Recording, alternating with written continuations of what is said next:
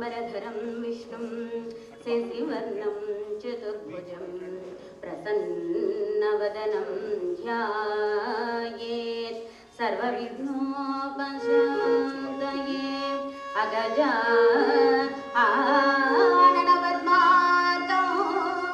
गजाननमहर्निशम् अनेकदं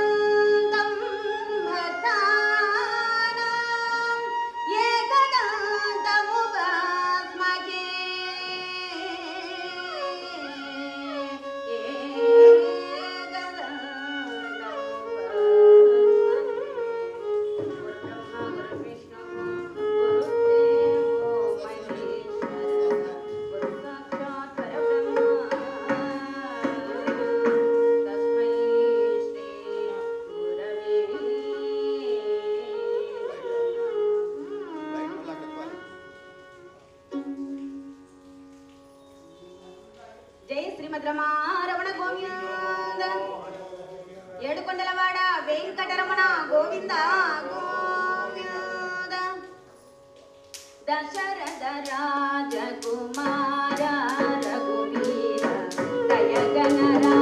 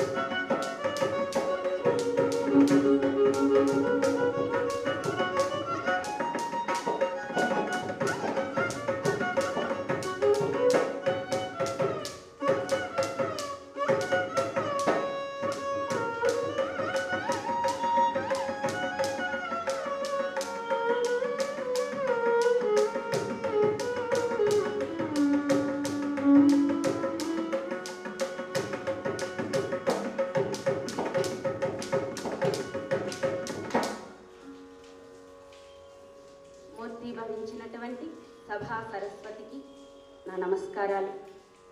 ఎంతో విశేషమైనటువంటిది హరికథ జగద్గురువులైనటువంటి శ్రీమద్ అజ్జాడ ఆదిభట్ల నారాయణదాసు గారి 160వ జయంతి మహోత్సవములలో ఎంతో భాగ్యం పుణ్యం విశేషం ఉంటే తప్ప ఇక్కడ సత్యనారాయణపురంలో శివాలయంలో కథాగానం చేసేటటువంటి అదృష్టం అవకాశం రాదు.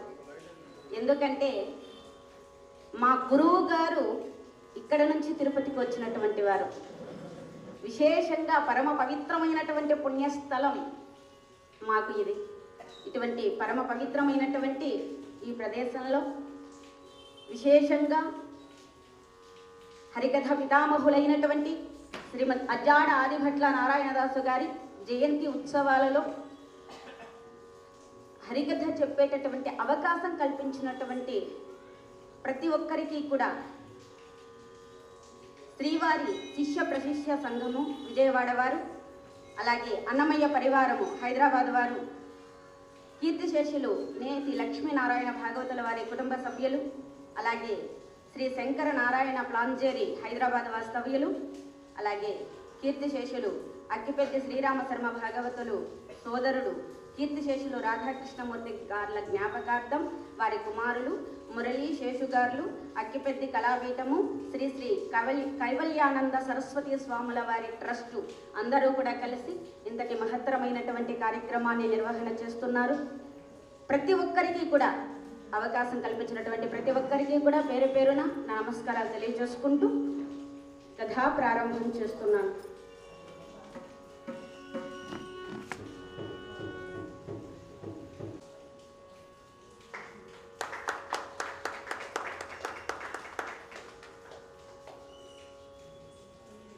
ఈనాటి సత్కథ హనుమ సందేశమ్యాతో ఆలింబన్ ప్రమదమీచో హనుమ సందేశమ్యాతో ఆలింబన్ ప్రమదమీచో విన్నవారల గుండపగ వైకుంఠ పదవి హెచో హనుమ సందేశమ్యాతో ఆలింబన్ ప్రమదమీచో రామాయణ కథా సుధారసము కోలుచున్న చెవులు రామాయణ కథా సుధారసము కోలుచున్న చెవులు కామాదించుని తప్పక తక్కు కదల చెప్ప చెవులు కామాదించుని తప్పక తక్కు కదల చెప్ప చెవులు హనుమ సందేశమ్యాతో ఆలింబన్ ప్రమదమీచో ప్రమదమీచో ప్రమదమీచో. విశేషమైనటువంటిది హనుమత్ సందేశము. రామాయణంలో సుందరకాండ, భారతంలో ఉద్యోగ పర్వము, భగవద్గీతలో 15వ అధ్యాయము, భాగవతంలో 10వ స్కందము. పరమ పవిత్రమైనటువంటి ఘట్టాలు. ఎంతో ఎన్ని కష్టాలు ఉన్న జీవితంలో తొలగించేసేటటువంటిది సుందరకాండ పారాయణం. హరికథ జగద్గురువులైనటువంటి శ్రీమద్ అజ్జాడ ఆదిభట్ల నారాయణదాసు గారు కిష్కింధాకాండ సుందరకాండ 2 కాండలను కలిపి హనుమత్ సందేశము అనేటటువంటి పేరుతో కథను రచించారు. ఈ కథకు నాయకుడు ఆంజనేయ స్వామి వారు. సావధాన చిత్తులై కథాశ్రవణం చేసి ఆ శ్రీరామచంద్రమూర్తి వారి యొక్క, సీతామాయి యొక్క, లక్ష్మణస్వామి వారి యొక్క, ఆ హనుమంతుల వారి యొక్క అపార కృపకు పాత్రలై తరించవలసిందిగా అందరినీ కూడా ప్రార్థన చేస్తూ గోవిందనామ స్మరణ చేసి కథలోకి వెళ్ళిపోతాను. జయ అంబరీష వరద గోవింద, జయ ఆంజనేయ వరద గోవింద, ఏడుకొండలవాడ వెంకటరమణ గోవింద గోవింద. శ్రీరామ సుగ్రీవులకు మైత్రి జరిగింది. అగ్ని సాక్షిగా స్నేహం చేశారు వాళ్ళిరువురు కూడా. అందరి హృదయాలలో కూడా అగ్ని ఉంటుంది కనుక మేము చేసేటటువంటి స్నేహం హృదయపూర్వకమైనటువంటిది అని చెప్పి లోకానికి వెల్లడించడానికి శ్రీరామ సుగ్రీవులు అగ్ని సాక్షిగా స్నేహం చేశారు. అన్నమాట ప్రకారం శ్రీరామచంద్రుడు వాలిని వధించి సుగ్రీవుణ్ణి కిష్కింధకు రాజును చేశాడు. వాలి పుత్రుడైనటువంటి అంగదుడు యువరాజు అయ్యాడు. వర్షాకాలంలో ఎన్నో అవకాశాలు ఉండేటటువంటి ఈ కాలంలోనే ప్రయాణాలు చేయలేకపోతున్నాం. ఏమేమో వార్తలు చదువుతూ ఉన్నాం కనుక వర్షాకాలంలో ప్రయాణం అనేది చాలా కష్టం కనుక మరి వర్షాకాలంలో ప్రయాణం చేయడానికి వీలు లేక 4 మాసాలు కూడా పూర్తయిన తరువాత అక్కడ జరిగినటువంటి విశేషాలు ఎన్నో ఉన్నా మనకు సమయం లేదు కనుక అన్ని దిక్కులకు సుగ్రీవుడు సీతాన్వేషణ చేయడానికి తగినటువంటి వానర వీరుల్ని పంపించి ముఖ్యముగా దక్షిణ దిక్కులో సీతాన్వేషణ చేయడానికి తగినటువంటి వానర వీరుల్ని తీసుకొని వచ్చి శ్రీరామచంద్రమూర్తి వారి దగ్గరికి వచ్చి అమందానంద కందలిత హృదయారవిందుడై రామప్రభువు పాదారవిందముల పైన వ్రాలిపోయి అంటున్నాడు, దేవదేవ శ్రీ రామచంద్ర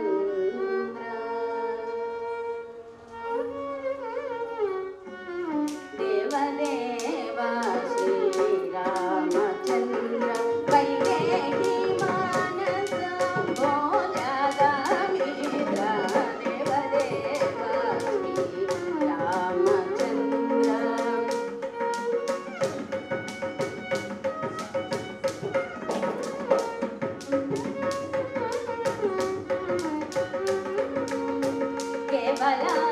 కేవలానందమయ ధర్మమూర్తి కేవలానందమయ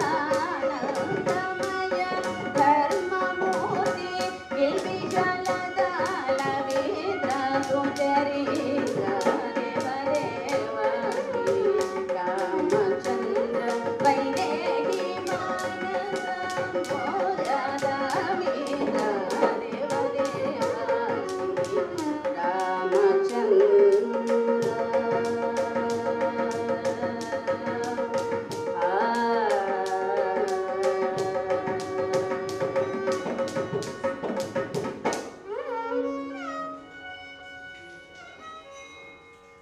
స్వామి శ్రీరామచంద్ర, మీరు అమోఘ ప్రతిజ్ఞలు కనుక అన్నమాట నిలబెట్టుకున్నారు.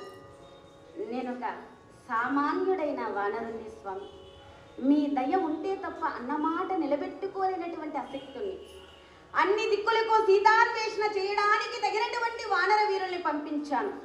ముఖ్యముగా దక్షిణ దిక్కులో సీతాన్వేషణ చేయడానికి తగినటువంటి వానర వీరుల్ని తీసుకొని వచ్చాను.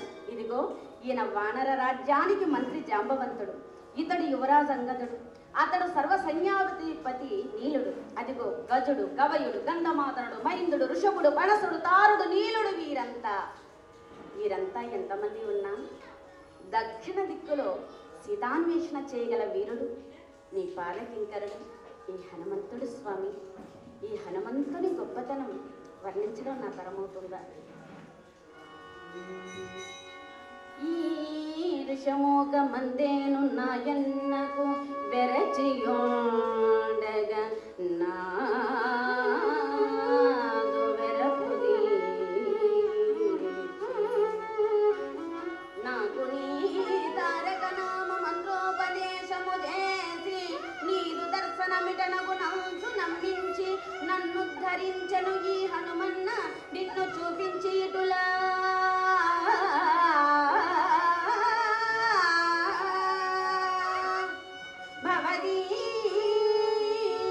భక్తి రూపము గొన్న ఇట్లున్న ఈతని మహత్యము ఇంకేమి కలదో.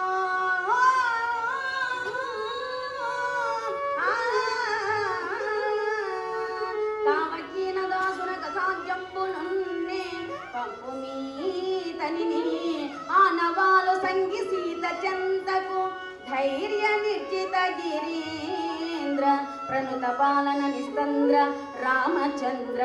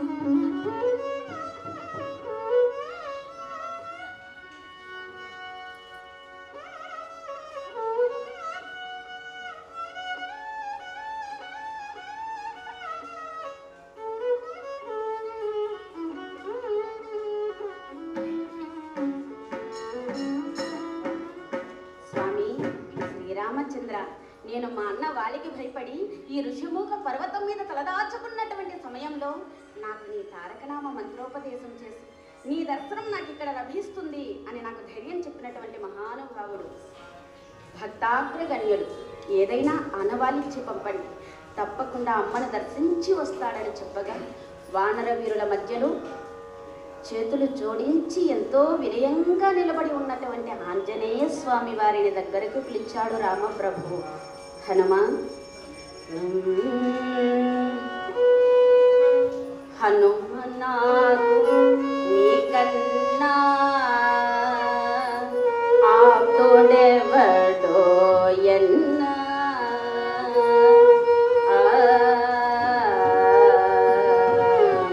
హనుమనాకు నీకన్నా ఆప్తుడెవడో ఎన్నా నన్ను విరహాంబోది గడుపు నవభీవన్నా హనుమనాకు నీకన్నా ఆప్తుడెవడో ఎన్నా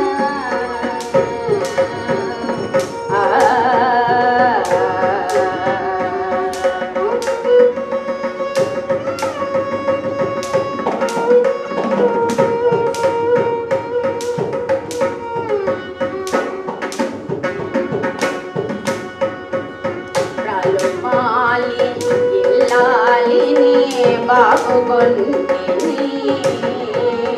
కలపై పరిత్యముననిటు కలగుచుంటిని హనుమనాకు నీకన్నా ఆప్తుడెవడో ఎన్నా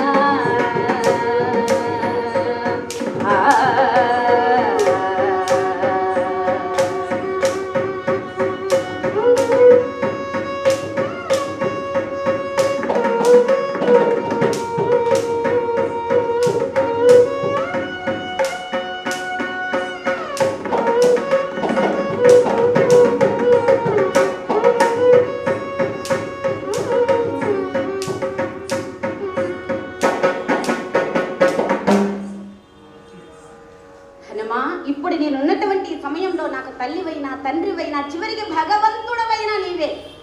నా సీతకు నాకు మధ్య ఉన్నటువంటి ఈ విరహ సముద్రాన్ని దాటించడానికి భగవంతుడు నిన్ను నాకు నావగా చూపించాడేమో అనిపిస్తుంది. నువ్వు కోతివి కాదయ్యా, మా కులదేవత.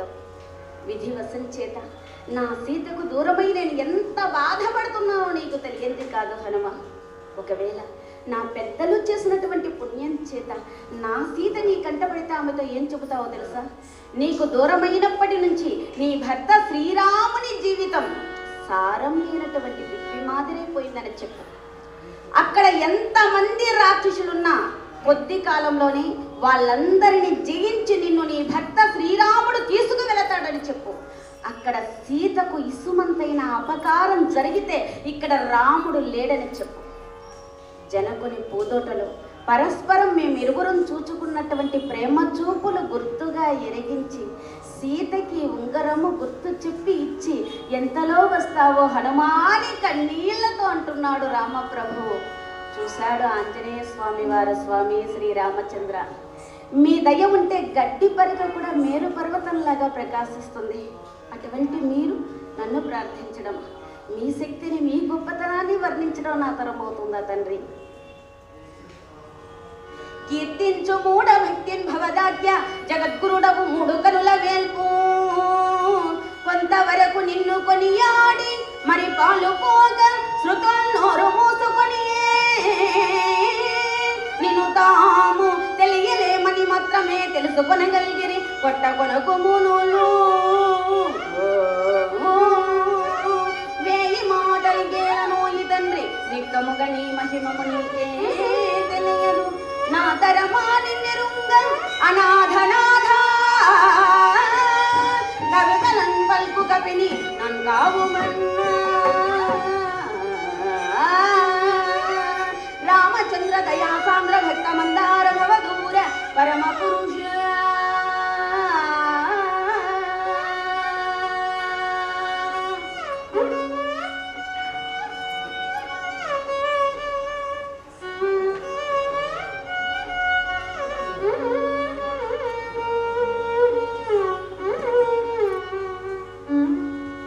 జగద్గురు అయినటువంటి పరమేశ్వరుడు నిరంతరం నీ నామ జపం చేస్తూ ఉంటాడు. వేదాలు నిన్ను పొగిడి పొగిడి పొగిడికి పొగడలేక నేతి నేతి నాయితిక మా వల్ల కాదు స్వామి అని చెప్పి నోరు మూసుకున్నాయి. కొన్ని కోట్ల సంవత్సరాలు తపస్సు చేసినటువంటి మహర్షులు చిట్ట చివరికి ఏం తెలుసుకున్నారో తెలుసా స్వామి? నిన్ను తెలుసుకోవడం తమ తరం కాదు అని మాత్రమే తెలుసుకోగలిగారు. ఎందుకంటే భగవంతుడి గురించి చర్చ చేయడం ఇప్పుడు ఎక్కువైపోయింది సనాతనమైనటువంటి మన ధర్మంలో.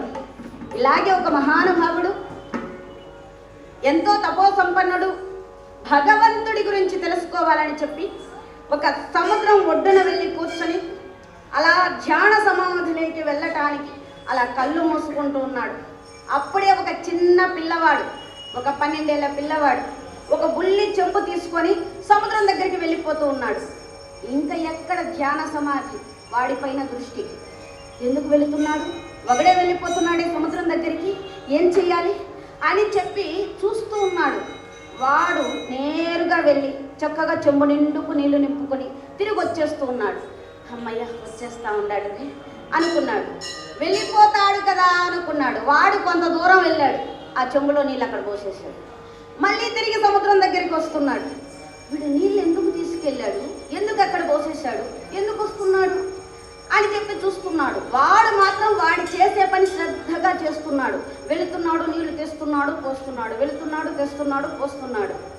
మనకేంటి సహజంగా మనిషికి ఉండేటటువంటి లక్షణం, మనం చేసే పని కంటే పక్కవాడు చేసేటటువంటి పని పైన శ్రద్ధ ఎక్కువ ఉంటుంది. వాడిపైన శ్రద్ధ. వీడు ఎందుకు పోతున్నాడు, ఎందుకు తెస్తున్నాడు, ఎందుకు పోస్తున్నాడు అర్థం కాలేదు. ఇలా లాభం లేదు, ఇలా ఎంతసేపు ఉన్నా నాకు సమాధానం దొరకదు. వాడిని పిలిచి అడిగేస్తే నా సమస్య తీరిపోతుంది, నేను హాయిగా తపస్సు చేసుకోవచ్చు అని చెప్పి, అరే ఇలా రారా అన్నాడు. తాతగారు నన్నేనా అండి? నిన్నేరా, ఇలా రా అన్నాడు. ఏమిటి తాతగారు చెప్పండి, పనిలో ఉన్నాను. అదేరా నువ్వు చేసే పని ఏమిటి? వెళుతున్నావు, ఇంతసేపటి నేను చూస్తున్నా, నీళ్ళు తీసుకొస్తున్నావు, యువతలు పోస్తున్నావు, వెళుతున్నావు, తెస్తున్నావు, పోస్తున్నావు, ఎందుకు చేస్తున్నావురా? నువ్వు చేసే పనిలో ఏమైనా అర్థం ఉందా అన్నాడు. ఓ బాగా ఉందండి, నాకు ఎప్పటి నుంచో ఒక కోరిక, సముద్రంలో నీళ్ళన్నీ ఈ పక్క ఉన్నాయి కదా, ఈ చెంబుతో తోడి ఈ పక్క పోసేయాలి అని అనుకుంటున్నానండి అన్నాడు.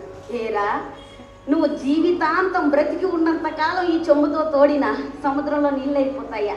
ఇది జరిగే పనేనా? ఓ ఎందుకు జరగదు తాతగారు, మీరు భగవంతుడి గురించి తెలుసుకునే లోపు ఇటువంటి సముద్రాలు 3 అయినా 7 అయినా తోడేస్తానన్నాడు. భగవంతుడి గురించి తెలుసుకోవడం అనేది ఎవరికి కూడా సాధ్యం కాదు. కొన్ని కోట్ల సంవత్సరాలు తపస్సు చేసినటువంటి మహర్షులు ఏం తెలుసుకున్నారు చిట్ట చివరకు? స్వామి నిన్ను తెలుసుకోవడం మా తరం కాదు అని మాత్రమే తెలుసుకోగలిగారు. ఇన్ని మాటలు ఎందుకు? నిజంగా నీ మహిమ నీకే తెలియదేమో అన్నంత మహిమాన్వితుడమైనటువంటి నిన్ను తెలుసుకోవడం పిచ్చిపోతునే నా తరం అవుతుందా? రామచంద్ర, దయాసాంద్ర, భక్తమందార, భవదూర, నీ దయ ఉంటే తప్పకుండా అమ్మను దర్శించి వస్తాము స్వామి అని చెప్పి శ్రీరామ నామాంకితమైనటువంటి ఆ ఉంగరమును చేతబోని ఆ హనుమ జాంబవందాది కపివీరులు దక్షిణ దిక్కులో సీతాన్వేషణ చేయడం ప్రారంభించారు. ఎలా వాళ్ళు ప్రయత్నం చేస్తున్నారు, ఈ శరీరంతో ఇలాగే కైలాసం చేరుకోవాలి అని చెప్పి ఆలోచన చేసేటటువంటి ఒక ముముక్షువు ఎంత కఠోరమైనటువంటి తపస్సు చేస్తారో ఆ విధంగా సీతమ్మ కోసం అన్వేషిస్తున్నారు. భూమికి ఒక వైపు నుంచి ఇంకొక వైపుకు రంధ్రం చేయాలి, భూమి పుట్టుక తెలుసుకోవాలి అని ప్రయత్నించేటటువంటి క్షేత్ర గణితజ్ఞులు ఎంత కృషితో ప్రయత్నిస్తారో అంత కృషితో ప్రయత్నిస్తున్నారు. సగుణ పరమాత్మ నిరూపణ కోసం తంటాలు పడేటటువంటి తార్కికులలాగా వీళ్ళందరిలో ఉండేటటువంటి పట్టుదల, ఏకాగ్రత, దృఢ సంకల్పములతో సీతమ్మ కోసం అన్వేషిస్తున్నారు. పల్లెలు, పట్టణాలు, అరణ్యాలు, లోయలు, చెట్లు, ఆకులు, చిగుళ్ళు, అడుగులు కూడా తిరగవేసి చూస్తున్నారు. ఏమిటి సీతమ్మ ఏమైనా చెట్లు ఆకుల కింద ఉంటుందా అంటే వెళ్ళిన వాళ్ళు సామాన్యమైనటువంటి వానరులు కాదు, పరమ భాగవతోత్తములు. ప్రకృతియే సీత, పరమాత్ముడే శ్రీరాముడు అని చెప్పి తెలిసినటువంటి వారు.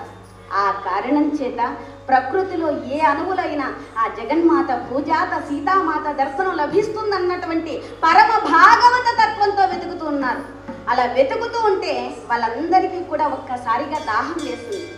ఒక యోజనం పైకి ఎగిరి 4 దిక్కులు చూశారు, ఎక్కడైనా నీరు దొరుకుతుందా అని చెప్పి. ఒక కొండ గుహలో నుండి కొంగలు, చక్రవాకములు మొదలైనటువంటి నీటి పక్షులన్నీ కూడా ఎగిరి రావడం కనపడింది. వాటి రెక్కలకు అంటి ఉన్నటువంటి పువ్వుల పుప్పడిని చూసి ఆ కొండ గుహలో నీరు దొరుకుతుందేమో అన్న ఆశతో ఆ గుహను సమీపించారు. ఆ గుహకు మార్గం 4 గజాల విలం. కన్ను పొడుచుకున్న కానరాని కటిక చీకటి. ఆ చీకట్లో ఒకరితోక ఒకరు పట్టుకున్నారు. ముందు జాంబవంతుడు, తర్వాత హనుమంతుడు.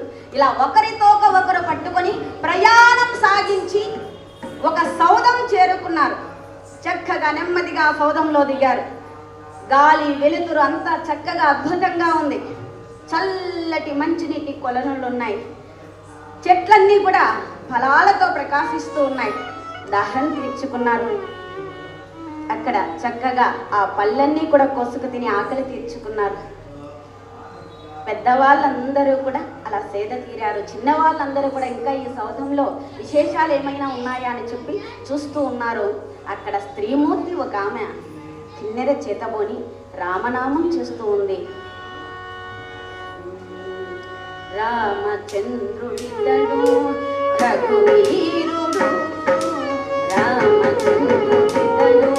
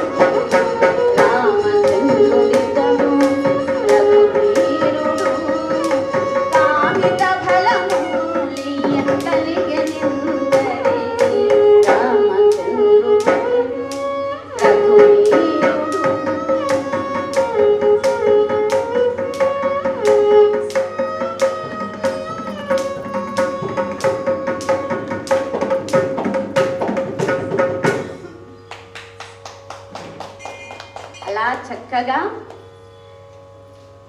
రామనామం చేస్తున్నటువంటి ఆవిడను చూశారు వీళ్ళందరూ కూడా. ఒక స్త్రీ ఒక గుహలో ఒంటరిగా కూర్చొని రామనామం చేసుకునేటటువంటి స్థితి వేరే ఒకరికి ఎందుకు ఉంటుంది? ఈవిడే సీతమ్మయ్య ఉంటుంది అనుకున్నారు. అనుకుని వెంటనే తాతగారు ఇదిగో సీతమ్మ ఇక్కడే ఉంది, చూసేస్తాం, సీతమ్మ దర్శన భాగ్యం లభించింది అనగానే పెద్దవాళ్ళందరూ ఇన్ని రోజులకు ఆ తల్లి జాడ తెలిసిందా అని చెప్పి లేచి వచ్చి చూశారు. ఆమెను చూసి పెద్దవాళ్ళందరూ కూడా, ఏరా 27 రోజులుగా సీతమ్మ కోసం అన్వేషిస్తున్నారు కదా, ఎందుకంటే వీళ్ళెవరూ కూడా సీతమ్మ తల్లిని చూసి ఉండలేదు కదా. రామప్రభువు చెప్పినటువంటి ఆనవాళ్ళు పట్టే సీతమ్మ తల్లిని గుర్తించాలి కనుక ప్రతి ఒక్క స్త్రీమూర్తిలో కూడా ఈవిడ సీతమ్మయ్య ఉంటుందా, ఆవిడ సీతమ్మయ్య ఉంటుందా, ఆవిడేమైనా సీతమ్మయ్య ఉంటుందా అని చెప్పి ప్రతి ఒక్క స్త్రీమూర్తిలో కూడా సీతమ్మ తల్లిని దర్శించి దర్శించి దర్శించి ఇంకా ఎవరిని చూసినా సరే సీతమ్మలాగా కనిపిస్తున్నారా? మన రామచంద్రమూర్తి వారు ఎటువంటి వారు? పుంసామోహన రూపాయ, పురుషులకే మోహం కలిగించేటటువంటి రూపం రామప్రభువుది. అటువంటి స్వామి వారి అర్ధాంగి సీతమ్మ తల్లి లోకైక సుందరై ఉంటుంది. ఈవిడ చూస్తే ముసలావిడ, వృద్ధురాలు, ఈవిడను పట్టుకుని సీతమ్మ అంటున్నారే, మీకేమన్నా మతి భ్రమించిందా అన్నారు. తాతగారు మాకేం మతి భ్రమించనడం లేదు. దుర్మార్గుడు రావణుడు సీతమ్మను అపహరించి తీసుకువెళ్ళాడు కదా, వాడికి అసహ్యం కలగాలని ఈ విధంగా రూపం మార్చుకుందేమో, ఎవరికి తెలుసు? ఆహా అలాగా, అయితే మీరే అడగండి, అడుగుతాం అని చెప్పి వాళ్ళందరూ కూడా ఆమె దగ్గరికి వచ్చి అడుగుతూ ఉన్నారు. అమ్మ నీవే సీతవా మా అమ్మ నీవే సీతవా,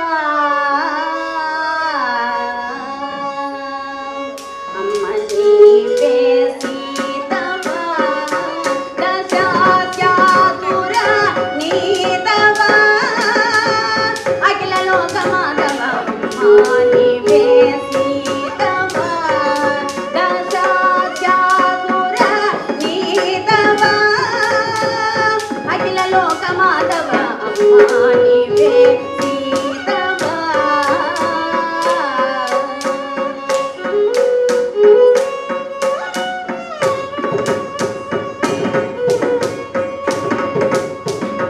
నమో మాంగీమో రఘునాయకుని దూతలము, నమో మామేమో రఘునాయకుని దూతలము, ఇమ్మగీతలమైన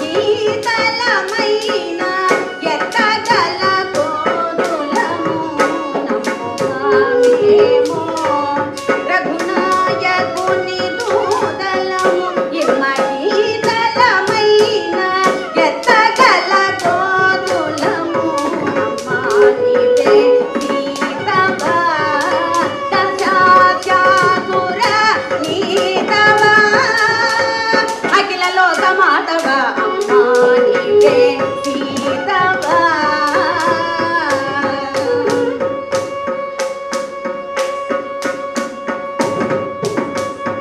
తల్లిని వడల నేల, తల్లిని వడల నేల, ఓ దాసరథి ఇల్లాల, తల్లిని వడల నేల, ఓ దాసరథి ఇల్లాల, కళ్ళ కాదు నిన్ను కాంతుతో కూర్చెదము, కళ్ళ కాదు నిన్ను కాంతుతో కూర్చెదము, ప్రహ్లాదుని రావణుని పట్టి తెగటార్చెదము, ప్రహ్లాదుని రావణుని పట్టి తెగటార్చెదము, అమ్మా నీవే సీతవా, దశాత్యాసుర నీతవా,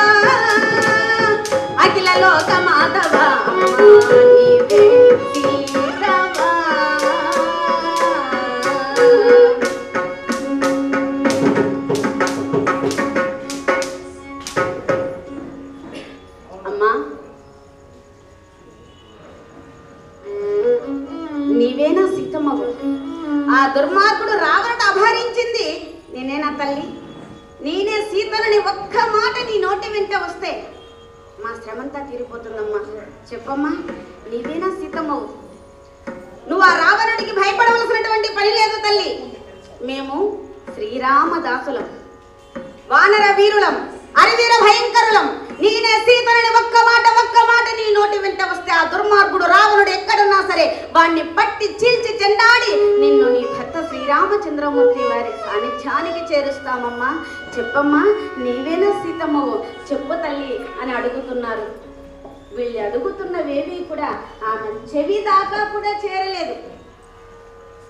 ఆమె అంతవరకు పాడుతున్నటువంటి పాటను విడిచిపెట్టి ఇంకొక పాట అందుకుంది. పెద్దవాళ్ళందరూ కూడా అందులోని భావాన్ని అర్థం చేసుకున్నారు. ఆగండిరా, ఏమంటున్నారు మీరు? ఏం చేస్తున్నారు? మీరు అడుగుతున్నారు, అమ్మా నీవేనా సీతమ్మవు, నీవేనా సీతమ్మవు అని అడుగుతున్నారు. ఆవిడేమంటుందో వింటున్నారా? సీతమ్మ మాయమ్మ, శ్రీరాముడు మాకు తండ్రి అంటుంది.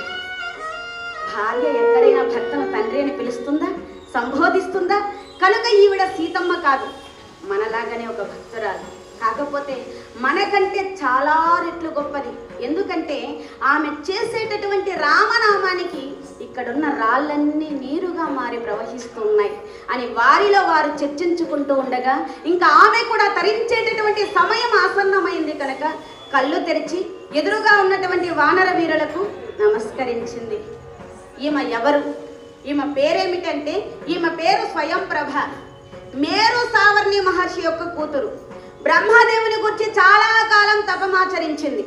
ఆమె తపస్సుకు మెచ్చుకొని బ్రహ్మదేవుడు ప్రత్యక్షమై నీకేం వరం కావాలో కోరుకోవమ్మా అంటే జన్మరాహిత్యం వరంగా కోరుకుంది. మరో జన్మ లేకుండా వరం కోరింది. నీకు జన్మరాహిత్యం వరంగా కావాలంటే త్రేతాయుగాంతం వరకు ఇక్కడే ఈ గుహలోనే రామనామం చేసుకుంటూ ఉంది. శ్రీరామచంద్రమూర్తి వారు పంపినటువంటి వానర వీరులు లంకా పట్టణానికి త్రోవ తెలియక నీ గుహలో ప్రవేశిస్తారు. వాళ్లకు నువ్వు లంకా పట్టణానికి త్రోవ చెబుతావు. తద్వారా నీకు రామదర్శనం కలుగుతుంది. రామదర్శనం చేయడం వలన నీకు మరో జన్మ ఉండదు అని చెప్పి ఆనాడు బ్రహ్మదేవుడు చెప్పాడు. ఆనాడు బ్రహ్మదేవుల వారు చెప్పిన విధంగా మరి ఆనాటి నుండి కూడా ఆవిడ ఆ గుహలోనే రామనామం చేసుకుంటూ ఉంది. ఆనాడు ఆయన చెప్పిన విధంగానే శ్రీరామచంద్రమూర్తి వారు పంపించినటువంటి వానర వీరులు ఆమె దగ్గరకు వచ్చారు గనక తరించేటటువంటి సమయం ఆసన్నమైంది గనక కళ్ళు తెరిచి ఎదురుగా ఉన్నటువంటి వానర వీరులకు తన వృత్తాంతం అంతా కూడా చెప్పింది. అదంతా విన్నారు వీళ్ళు.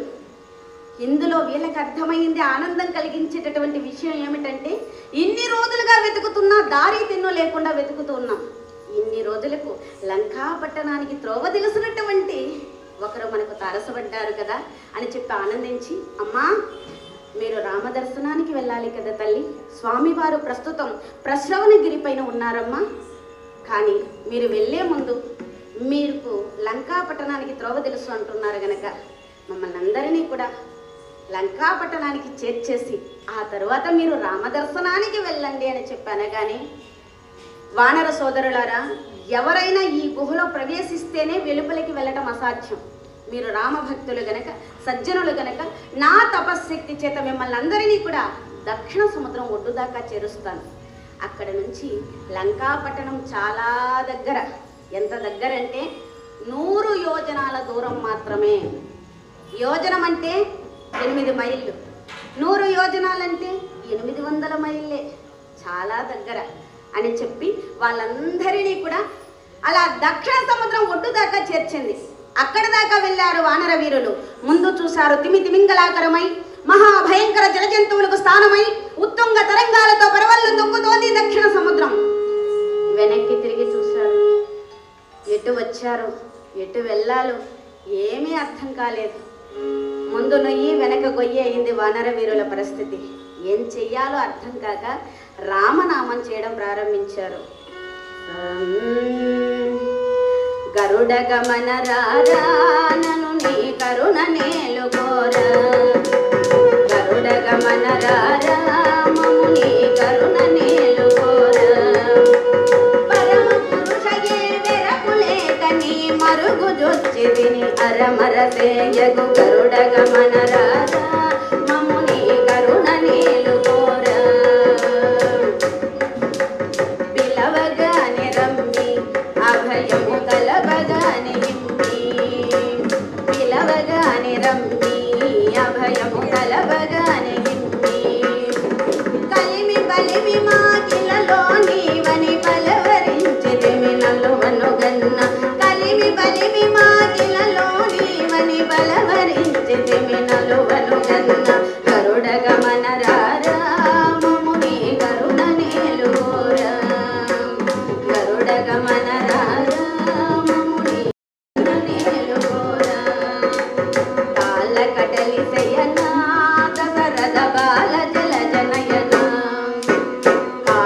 కడలిసయనా దశరథ బాల జల జనయనా బాల ముంచినను నీట ముంచినను బాలబడితని గజాలము సేయగ బాల ముంచినను నీట ముంచినను బాలబడితని గజాలము సేయగ గరుడ గమన రాజ మముని కరుణ నేలు కోర గరుడ గమన రాజ మముని కరుణ నేలు కోర ఏలరావు స్వామి మముని వేలుకోవలేమి ఏలరావు స్వామి మముని వేలుకోవలేమి ఏలు వాడవని తాను నమ్మితిమి ఏలరావు కరుణాల బాల ఏలు వాడవని తాను నమ్మితిమి ఏలరావు కరుణాల బాల గరుడ గమన రార మముని కరుణ నేలుకోర గరుడ గమన రార మముని కరుణ నేలుకోర గరుడ గమన రార మముని కరుణ నేలుకోర అంటూ రామనామం చేస్తున్నారు. వాళ్ళు చేసేటటువంటి రామనామానికి ఏనాడో సూర్యరశ్మి వలన రెక్కలు కాలిపోయి పడి ఉన్నాడు సంపాతి అనేటువంటి పక్షిరాజు. ఆ పక్షిరాజుకి మళ్ళీ రెక్కలు వచ్చేసాయి. ఆనందంగా అలా రెక్కలు ఆడిస్తూ వానర వీరులు ఉన్నటువంటి చోటికి వచ్చేస్తూ ఉన్నాడు. భయంకరంగా ఉంది, పర్వతంలాగా ఉంది ఆ పక్షి. చూశారు, భయపడిపోయారు. ఇంకా గట్టిగా రామనామం చేస్తున్నారు, ఇంకా వేగంగా వస్తున్నారు. వీళ్ళకు దిక్కు తోచక జటాయుకు మోక్షం ఇచ్చిన రామా మమ్మల్ని ఈ పక్షి బారి నుండి కాపాడలేవా స్వామి అని ప్రార్థన చేశారు. ఆ మాట విన్నాడు. వానర వీరులారా ఆగండి, ఏమంటున్నారు? జటాయుకు మోక్షం ఇచ్చిన రామ అంటున్నారే, జటాయువు మరణించాడా అన్నాడు. అవును, దుర్మార్గుడు రావణుడు సీతమ్మను అపహరించి తీసుకువెళుతుంటే వాడి వారి నుంచి అమ్మను రక్షించే ప్రయత్నంలో వాడి వజ్రాయుధానికి బలైపోయాడు. రామ ప్రభువు దగ్గరుండి కర్మక్రియలు చేశాడని కానీ అలా జరిగిందా? నేను అశుచిగా ఉన్నానని చెప్పి సముద్రంలో మునిగి వచ్చాడు. వానర వీరులారా, ఆ జటాయువు ఎవరో కాదు, నా సోదరుడు. మేమిరువురం కూడా సూర్యుడి రథసారథి అనూరుడు బిడ్డలం. ఒకసారి ఎవరెవరు ఎంతెత్తికి ఎగురుతామని చెప్పి పందెం వేసుకుని పైకి ఎగిరాం. కొంత పైకి ఎగిరేటప్పటికి జటాయువుకేమో కళ్ళు తిరిగి జనస్థాన ప్రాంతంలో పడిపోయాడు. నేను ఇంకొంచెం పైకి ఎగిరి సూర్యరశ్మి వలన నా రెక్కలు పోగొట్టుకొని నా కొడుకు సుపార్సుడు అనేవాడు ఆహారం తెచ్చి పెట్టగా తిని బ్రతుకుతూ ఉన్నాను. ఒకనాడు ఎవటితనం బాధ భరించలేక విశాఖరుడు అనేటువంటి మహర్షి దగ్గరికి వచ్చి, స్వామి, ఈ ఎవటి బ్రతుకు నేను బ్రతకలేను, నాకు ఆత్మహత్య చేసుకోవాలని ఉంది అంటే ఆయన ఏమన్నాడో తెలుసా? ఆత్మహత్య మహాపాపం. ఆత్మహత్య వలన నీవి శరీరాన్ని మాత్రమే పోగొట్టుకుంటావు, మోక్షాన్ని పొందలేవు. కనుక ఇక్కడే రామనామం చేసుకుంటూ ఉండు. శ్రీరామచంద్రమూర్తి వారు పంపినటువంటి వానర వీరులు దక్షిణ సముద్రం ఒడ్డుకు చేరుతారు. ఆ సమయంలో వాళ్ళు చేసేటటువంటి రామనామానికి నీకు తిరిగి రెక్కలు వస్తాయి. నీకు తిరిగి రెక్కలు రావడం వలన నువ్వు రామదర్శనం చేయగలుగుతావు. రామదర్శనం చేయడం వలన నీకు మరో జన్మ ఉండదు అని చెప్పాడు. వానర వీరులారా, మీరు చేసినటువంటి రామనామానికి నాకు రెక్కలు వచ్చాయి. రామచంద్రుని కన్నా శరణ్యుడెవడు, రామనామము కంటే తారకమికెత్తి, రామభక్తిని మించిన సామ్రాజ్యమేది, దయను సెలవిందహో రామదాసులారా. తదరినను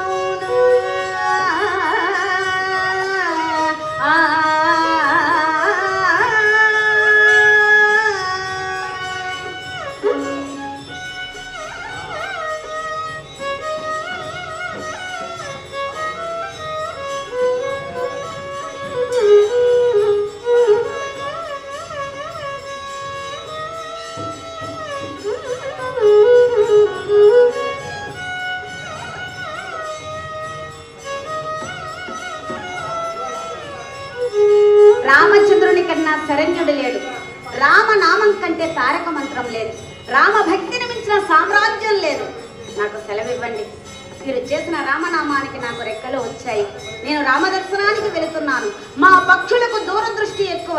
లంకలో సీతమ్మ ఉంది కనుక మీరు ఈ సముద్రాన్ని దాటే ప్రయత్నం చేయండి అని చెప్పి రామదర్శనానికి వెళ్ళిపోయాడు సంపాతి. జయ అంబరీష వరద గోమ్యూద ఏడుకొండలవాడ వెంకటరమణ గోవింద గోమ్యూద.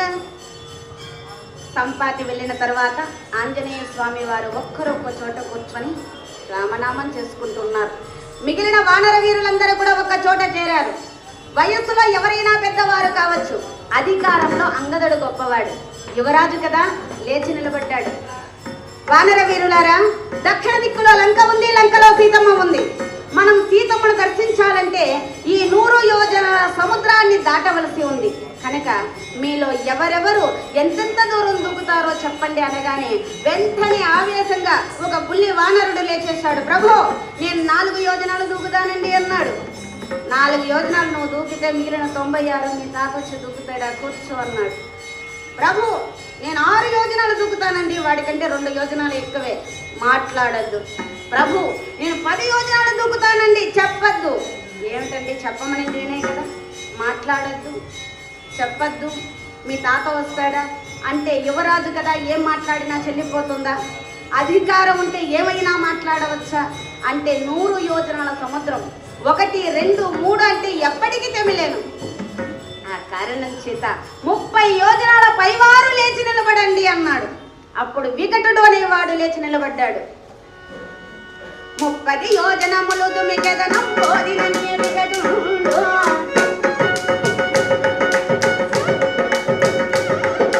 30 యోజనములు దుమికెదనం కోరినని వికటుడు, చెప్పెద మరి 10 దాటెదనాపై చేత కాదని నీలుడు.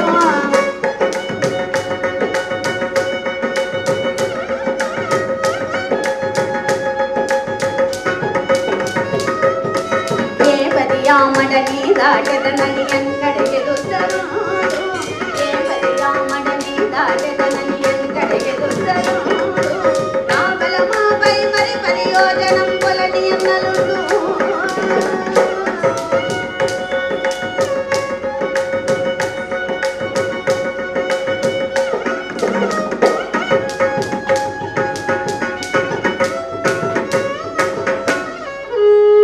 30 యోజనాలు దూకుతానన్నాడు వికటుడు.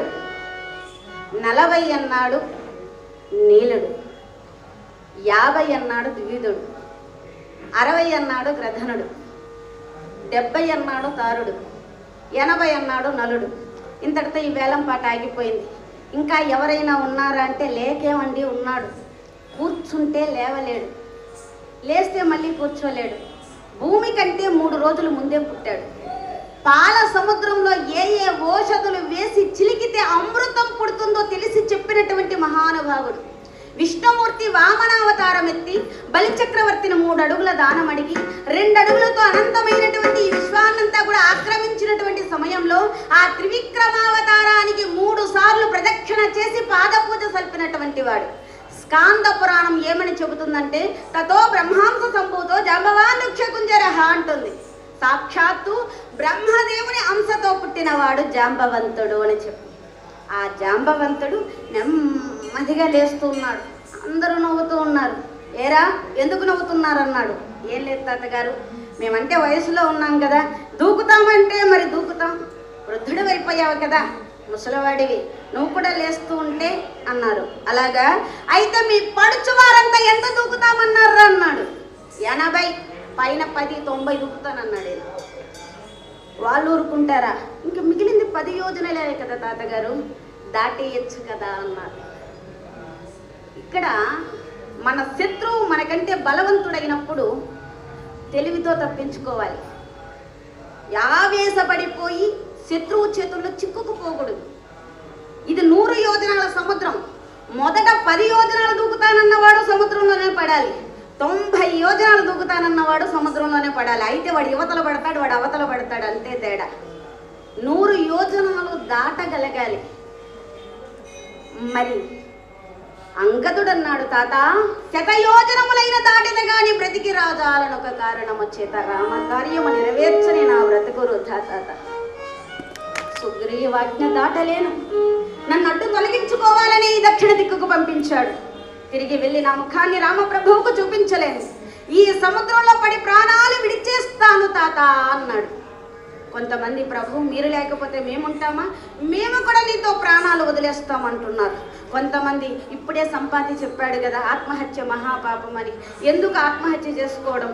మనమందరం తిరిగి కిష్కిందకు వెళ్ళేదొద్దు, స్వయంప్రభ గుహకు వెళదాం.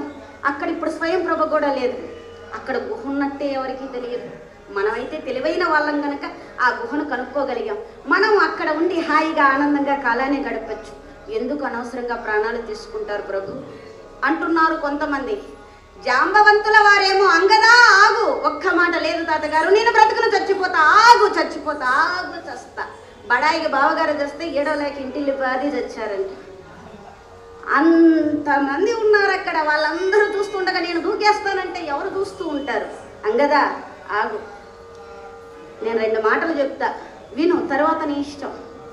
ధర్మమూర్తి అయినటువంటి శ్రీరామచంద్రమూర్తి వారి నిరీక్షణలో నీ ప్రాణానికి వచ్చిన హాని ఏమీ లేదు. ఇంకా సుగ్రీవుడు అంటావా, నీ తల్లి తారకిష్టం లేని పని ఏదీ చెయ్యడు. నీ రాజ్యానికి ప్రాణానికి వచ్చినటువంటి ప్రమాదం ఏమీ లేదయ్యా.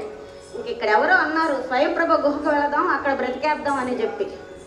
స్వయంప్రభ తపస్సు చేస్తున్నప్పుడు దేవేంద్రుడు ఆ గుహకు ఒక్క రంధ్రం మాత్రమే చేయగలిగాడు. అదే మనం దాహం తీర్చుకోవడానికి వెళ్ళినటువంటి మార్గం. కానీ లక్ష్మణుడి బాణాలు ఉన్నాయే ఆ గుహను జల్లెడలాగా మార్చేస్తాయి. కనుక ఇటువంటి పిచ్చి పనులు ఏవి ఆలోచన చేయకండి. అంగదా ఈ పని చేయగల సమర్థుడివి నీవే అయితే రామప్రభు నిన్నే దగ్గరికి పిలిచి చెప్పవలసిన 4 మాటలు నీకే చెప్పి ఆ ఉంగరం మీద నీకే ఇచ్చేవాడు కదయ్యా. ఈ పని చేయవలసింది నువ్వు కాదు, నేను కాదు, వేరే ఉన్నాడు రండని చెప్పి ఒక చోట రామనామం చేసుకుంటున్నటువంటి ఆంజనేయ స్వామి వారి దగ్గరికి వచ్చి అంటున్నారు,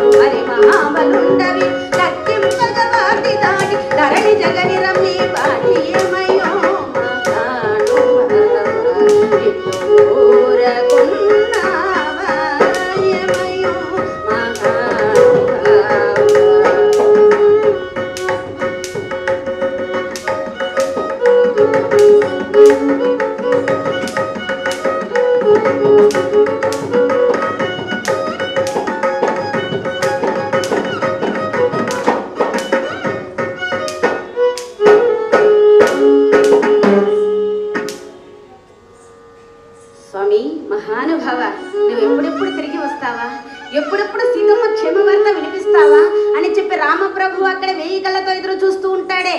నువ్వు ఈ విధంగా నిరీక్షణ చేయడం నీకు భావ్యమేనా అని చెప్పి అనగానే నెమ్మదిగా కళ్ళు తెరిచాడు.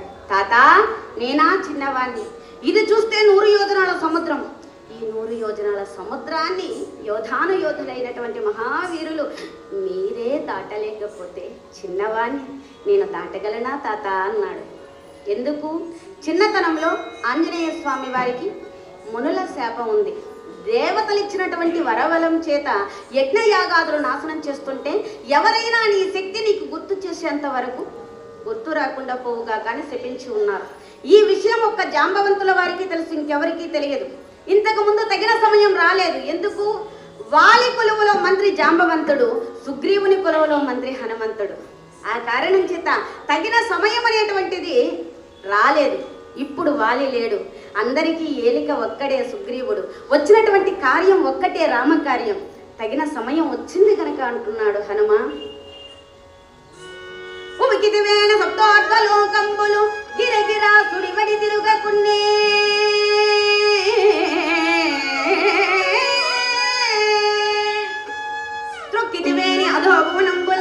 దట్టముగా అట్టగట్టకున్నే ఊదివేని మహోదరులన్నీ ఉంచిరు తుంపలై మ్యాట చెదరకున్నే వృత్తివేని మేరు ధరాతరంబైన మరి తుమరై మచ్చమాయకున్నే సత్య సంకల్పుడవు కామరూపివి మనోజవుడవు అప్రత్యత గతివి హనుమన్నా కోతి మాతృడవు కావు నీవు సాక్షాత్ శివుడవు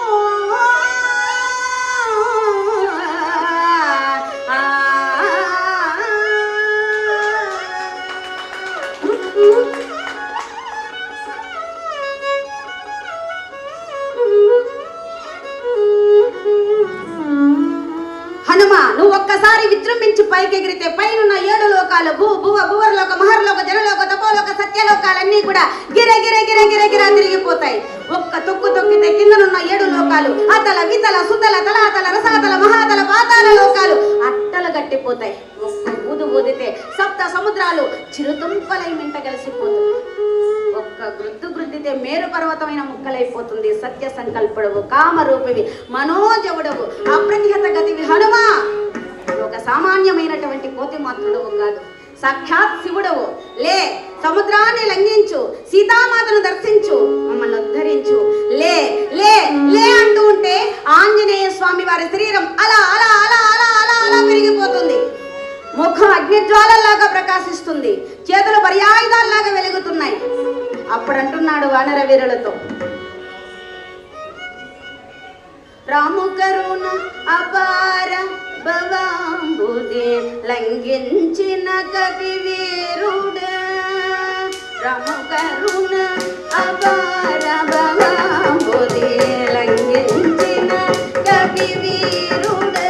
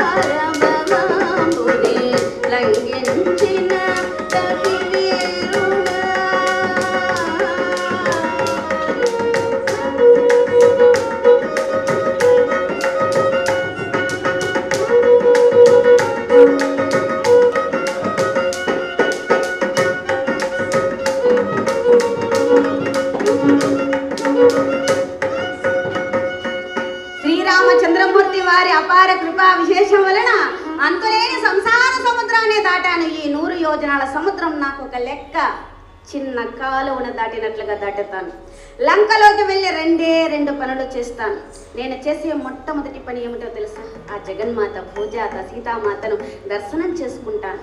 నేను చేసేటటువంటి 2వ పని ఏమిటో తెలుసా? ఆ లంకలో ఎవరైనా రాక్షసులు నాకు అడ్డు వస్తే వాళ్ళను ఒక్కొక్క గుర్తుతో యముడి ఇంటికి అతిథిగా పంపిస్తాను. ఇది నేను గర్వంతోనూ అహంకారంతోనూ చెబుతున్న మాటలు కాదు. నా తండ్రి శ్రీరామచంద్రమూర్తి దయ అటువంటిది. రామపాదాంబుజారాధకునకు అసాధ్యంబగు కార్యము ఎందైన లేదు.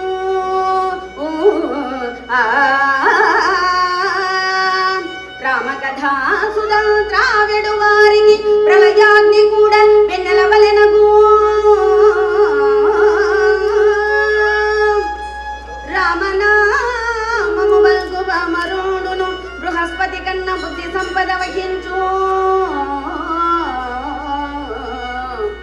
రామనామము జపించు బామరుడును బృహస్పతి కన్న బుద్ధి సంపద వహించు. రాముని భక్తులను ప్రేమించు వారికి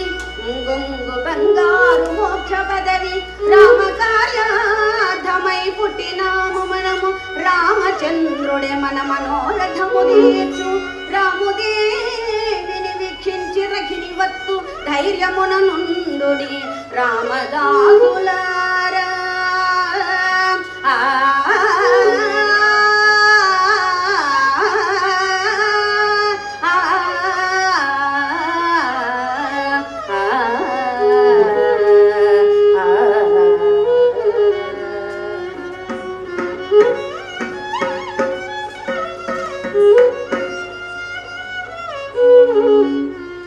రామ పాదసేవ చేసినటువంటి వారికి ప్రపంచంలో ప్రళయాగ్ని కూడా వెన్నెలలాగా ఆనందమిస్తుంది.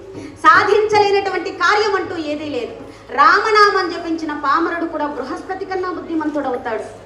రాముని భక్తులను ప్రేమించినటువంటి వారికి మోక్షం ముంగొంగు బంగారం. మనం రామకార్యం కోసమే పుట్టాము, రామచంద్రుడే మనకు మార్గం చూపిస్తాడు, సెలవివ్వండి వెళ్ళి వస్తానని చెప్పి మేరు పర్వతంలాగా శరీరాన్ని పెంచి ఉన్నాడు కదా. ఆ సమీపంలో ఉంది మహేంద్ర పర్వతం. ఆ మహేంద్రగిరి పైకి ఎక్కి నిలబడ్డాడు. చూసేటటువంటి చూపరులకు ఎలా ఉందయ్యా దృశ్యం అంటే ఒక కొండ ఇంకొక కొండ మీద నుంచుందా అన్నట్టుగా ఉంది. స్థిరంగా నిలబడ్డాడు. తను పైకి ఎగిరేటప్పుడు తన శక్తికి తన వేగానికి మహేంద్ర పర్వతం ఆగుతుందా అని చెప్పి ఒక్కసారి ఎలా కదిల్చాడు. ఆ మహేంద్ర పర్వతం అంతా కూడా పెద్ద పెద్ద పెద్ద పెద్ద పీటల వారి కృత కృత సలియాళ్ళు పుట్టుకొచ్చాయి. పుట్టల నుండి పాములు ముసులు కొడుతూ వెలుపలికి వచ్చాయి. జంతువులు రోధిస్తూ పరుగులు వేశాయి. ఆ మహేంద్ర పర్వతపు గుహల్లో తపస్సు చేసుకుంటున్నటువంటి మునీశ్వరులకు ధ్యాన భంగం కలిగింది.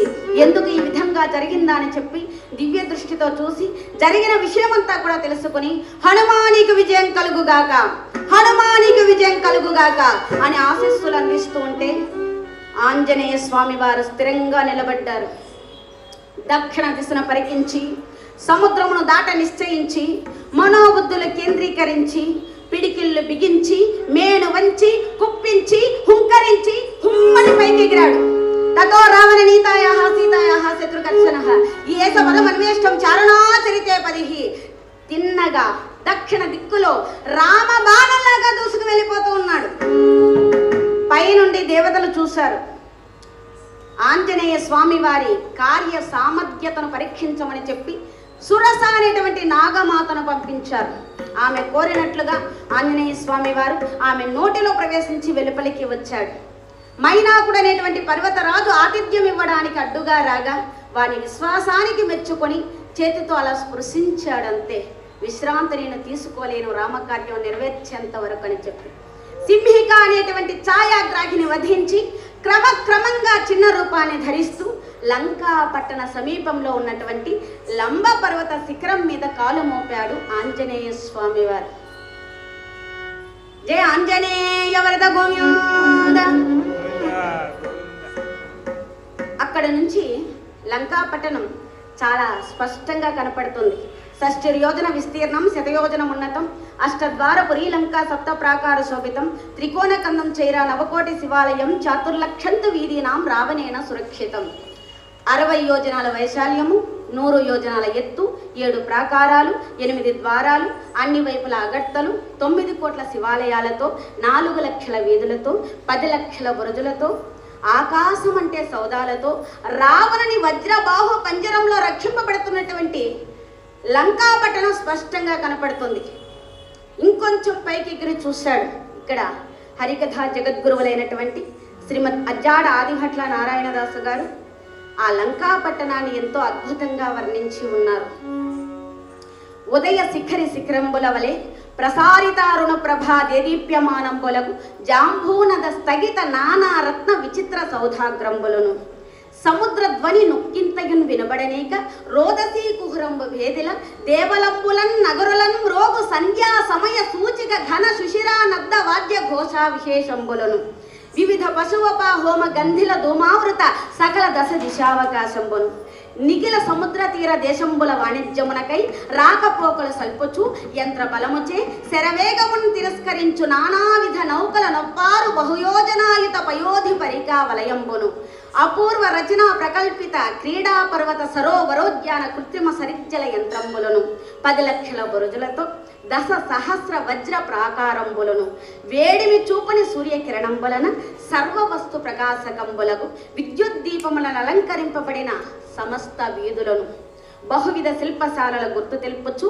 చుక్కల నెగదన్ని చంద్ర సూర్య బింబముల మరుగుపర్చి పొగ వెలుగు ధూమ స్తంభంబులను రేపవల్లు తెరపలేక అంగడుల సంచరించు వ్యవహర్తల కలకల ధ్వనులను 10 ఆమడుల పొడవగు పర్వతంబునకు నొక క్రోసు వెడల్పున శతయోజన పరిమిత వృత్తాకారంబులై దబ్బకాయ చుట్ల వలెనున్న వీధుల గెరదశ నరక్రోసెడముగా పతాక విరుదాక్షరముల బట్టి తప్ప మరెట్లయిన పోల్చ వీలు కానట్లు సమానాకృతుల వెలయు ఉన్నత రత్న భవనంబులను శత సహస్ర మనుష్యాది జంగమ ప్రాణులను బలి ఇచ్చిన గుర్తు ప్రతి హోరకున్ పౌరులందరకున్ జాటు ఘంటానాదంబులు ఎడలేక అహోరాత్రంబులు సలుపు దశ సహస్ర యజ్ఞ వాటంబులను కలుగు రావణ రాజధానిని చూచి క్రోధోగ్రమూర్తి అయి నిజిలాంగుల విక్షేపణంబున నొక్క పరి నా పురినంతయు పిల్లకాయ వెన్నెల కుప్పను చెరచునట్లు సముద్రమున కల్ప నింకించయు అచ్చట సీతమ్మ యునికి నెచ్చి శ్రీరామచంద్రాజ్ఞను తలంచి శాంతించి పరమాణు రూపము ధరించి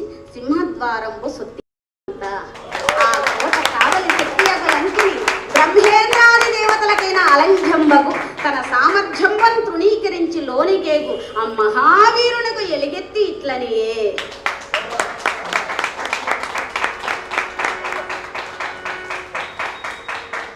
అద్భుతమైనటువంటి లంక వర్ణన. ఎందుకంటే అప్పట్లోనే లంక ఎంత అద్భుతంగా చెప్పాలంటే అప్డేట్ వర్షన్ అని చెప్పాలి. అంత అద్భుతంగా ఆ లంకా పట్టణాన్ని రావణుడు పరిపాలన చేసి ఉన్నాడు. అటువంటి లంకా పట్టణాన్ని చూస్తూ చీకటి పడేంత వరకు అక్కడ పరిస్థితులన్నీ కూడా చూస్తూ ఉన్నారు. ఎందుకు సీతాపహరణం తర్వాత రక్షణ వ్యవస్థ అనేది పటిష్టం చేసేసాడు రావణాసురుడు. ప్రతి బురుజు పైన చతుష్టగ్ని అమర్చబడి ఉన్నాయి. భయంకరాకారులైనటువంటి రాక్షసులు పహరా తిరుగుతూ ఉన్నారు. వాళ్ళందరి కన్ను కప్పి చిన్న రూపంతో చిన్న చిన్న అడుగులు వేసుకుంటూ అలా సింహద్వారం దగ్గరికి వచ్చాడండి. అప్పుడు అడ్డుగా వచ్చి నిలబడిందండి చాలా చిన్నపిల్ల. ఎంత అందమైనటువంటిది అంటే ఒక 5 మైళ్ళ ఎత్తు, 3 మైళ్ళ వెడల్పు, 2 మైళ్ళ మందం అంతే. లంక పట్టణ గ్రామ దేవత అయినటువంటి లంకిని వచ్చి అట్టుగా నిలబడింది. ఏ కోతి, ఎవరు నువ్వు? ఒళ్ళు మండిపోయింది ఆంజనేయ స్వామి వారికి. నేను కోతిని నువ్వు ప్రత్యేకంగా చెప్పాలా, అది అందరికీ తెలిసినటువంటి విషయమే. భూలోకంలో లంకా పట్టణం చాలా అందమైందని విని చూద్దామని చెప్పొచ్చాను అంతే అన్నాడు. అలాగా అయితే నా అనుమతి లేకుండా లోనికి వెళ్ళటానికి వీల్లేదు అని చెప్పనగానే ఎవరి అనుమతి తీసుకోవడం మనకి ఎప్పుడు అలవాటు లేదే అన్నాడు. ఎంత పొగర్రా నీకు అని చెప్పి మెడబట్టి గంట పోయింది. చిటికలో లంకిని కంటే పెద్ద రూపాన్ని ధరించి తన ఎడమ చేతి పిడికడితో ఒక్క పోటు పడిచాడు. ఆ కొద్ది దెబ్బకే కింద పడిపోయింది. దెబ్బ తింటే కానీ గుర్తు రాలేదు, కళ్ళు గుర్రున తిరిగిపోయాయి. అప్పుడంది, స్వామి హనుమా నీవా, నన్ను క్షమించు. ఓ మహావీరుడా ఓ రామకింకరా నా మనవి వినుము దానవకుల భయంకరా. ఓ మహావీరుడా ఓ రామకింకరా నా మనవి వినుము దానవకుల భయంకరా. ఓ మహావీరుడా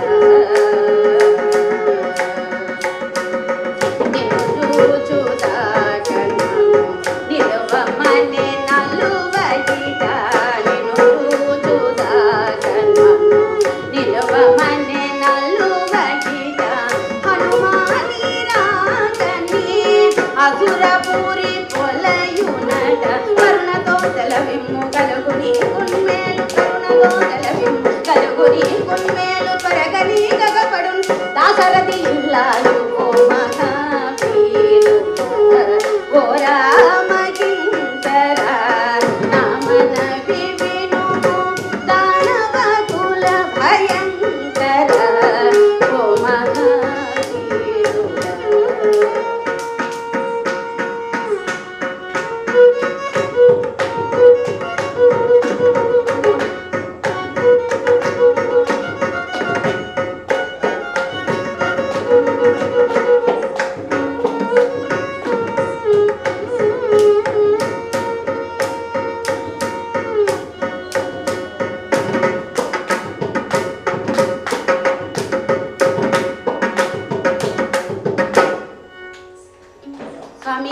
మహానుభావ హనుమ, త్రేతాయుగాంతంలో హనుమంతుడు లంకకు వస్తాడు, ఆయన వస్తే అడ్డు చెప్పద్దే అని చెప్పి ఇక్కడ నన్ను కాపుగా పెట్టిన నాడే బ్రహ్మదేవుడు చెప్పాడు.